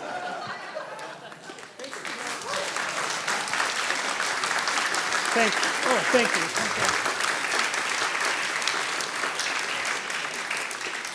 Okay, so this is it. One more question, and then I'll make it quick. Okay. Hi, Dr. Peterson. My question is, I know you stated in the last lecture that the importance for setting aims in life and to kind of have goals to work towards, right? So my question was, how do you do that if you don't know where you want to go? Because that's kind of where I got stuck on your future authoring program. Okay, that's a good question. That's a really good question. I think it's echoed to some degree in the structure of the biblical stories, and in this manner. So there's this notion in the Old Testament that morality is following a sequence of prohibitions. There's a bunch of bad things you shouldn't do, and then basically you're good enough. And I think there's wisdom in that. I think that's kind of where children start, right? I mean, I love children and all that, but they're crazy little creatures, and they need to be, civilized. And partly what you do is you lay prohibitions on them, and mostly what you're trying to do is lay prohibitions on them for the behaviors that, if they manifested, would make their life miserable. So I have another chapter in this book that I'm writing called "Don't Let Your Children Do Anything That Makes You Dislike Them." And the idea there is that your job as a parent is to help your children become the sort of 4-year-olds that adults genuinely smile at when they come into a room, because that makes the entire social environment both truthful and welcoming. And so your job is to make them desirable social beings, and a lot of that is prohibition. Okay, and there's this ethical transformation. It happens to some degree in the tradition of in the prophetic tradition, where there's a spirit that seemed, in some sense, to rise above the law. But there's a real transformation between the Old Testament and the New Testament, because the Old Testament is prohibition, and the New Testament is, well, here's the good things you do once you're more than merely prohibiting yourself from impulsive sin, let's say. There's a positive good to be accomplished. Well, you might say, well, I don't know what the positive good is. Fair enough, man. So this is why this thing that I've said to people has become this crazy internet meme, but that's to clean up your room, and which is a lot better and more useful than people think. It's a lot harder too, but the first thing you do, I think, and I learned this in part from Solzhenitsyn when he was trying to iron out his soul when he was in the Gulag, because he was trying to figure out how he got there, how he contributed to how he got there. You know, not Stalin and Hitler, even though they were kind of to blame, you know, but there wasn't much he could do about that. I think what you have to do, and this is part of humility, is you have to look around you within your sphere of influence, like the direct sphere of influence, and fix the things that announce themselves as in need of repair. And those are often small things, you know, and they can be like your room. Put it in order, because the thing is, it isn't exactly so important that your room is in order, although it is. What's important is that you learn how to distinguish between chaos and order, and to be able to act in a manner that produces order. And in most households, there's 100 things that could be done to just make it less hideous and horrible. And so practicing that it's a real useful form of meditation, and it's also, I think it's a divine act, because you're taking chaos. And you know, if you pay attention even to a room, it's so interesting, and I learned, because I've renovated many places now and tried to make them beautiful, and one of the things that I've really learned is that even if you own a structure, unless you've investigated all the nooks and crannies and cleaned them up and put your own imprint on them and made them yours, they're not yours. The mere fact of physical ownership doesn't make them yours. You have to establish a dynamic relationship with the objects before they're actually yours. And I think you can do something as simple as just sit on your bed and think, okay, there's probably like 5 things I could do today so that tomorrow morning is slightly better than this morning was, or at least I'm not falling behind. And those will usually be, it's like having to eat a toad in the morning, right? It's like, it's not going to be something you want to do. There'll be things you're trying to avoid. They're snakes, essentially.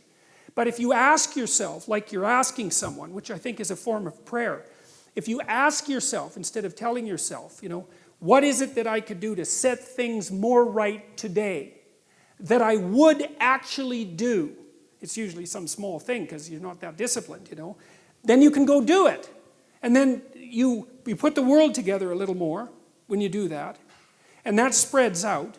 But you also construct yourself into something that's better able to call order forth from chaos. And that makes you just incrementally stronger. And then the next day, you can maybe take on a slightly larger task. And like, you get the benefit of compound interest if you do that. It's a tremendously powerful technique. And I think if you do that, at some point, instead of just having to fix things up that are not good, you'll start to get a glimmer of the positive things that you could do, you know, the positive things that you could do that would actually constitute a vision. And that's what I would recommend. Thank you. All right. Good night.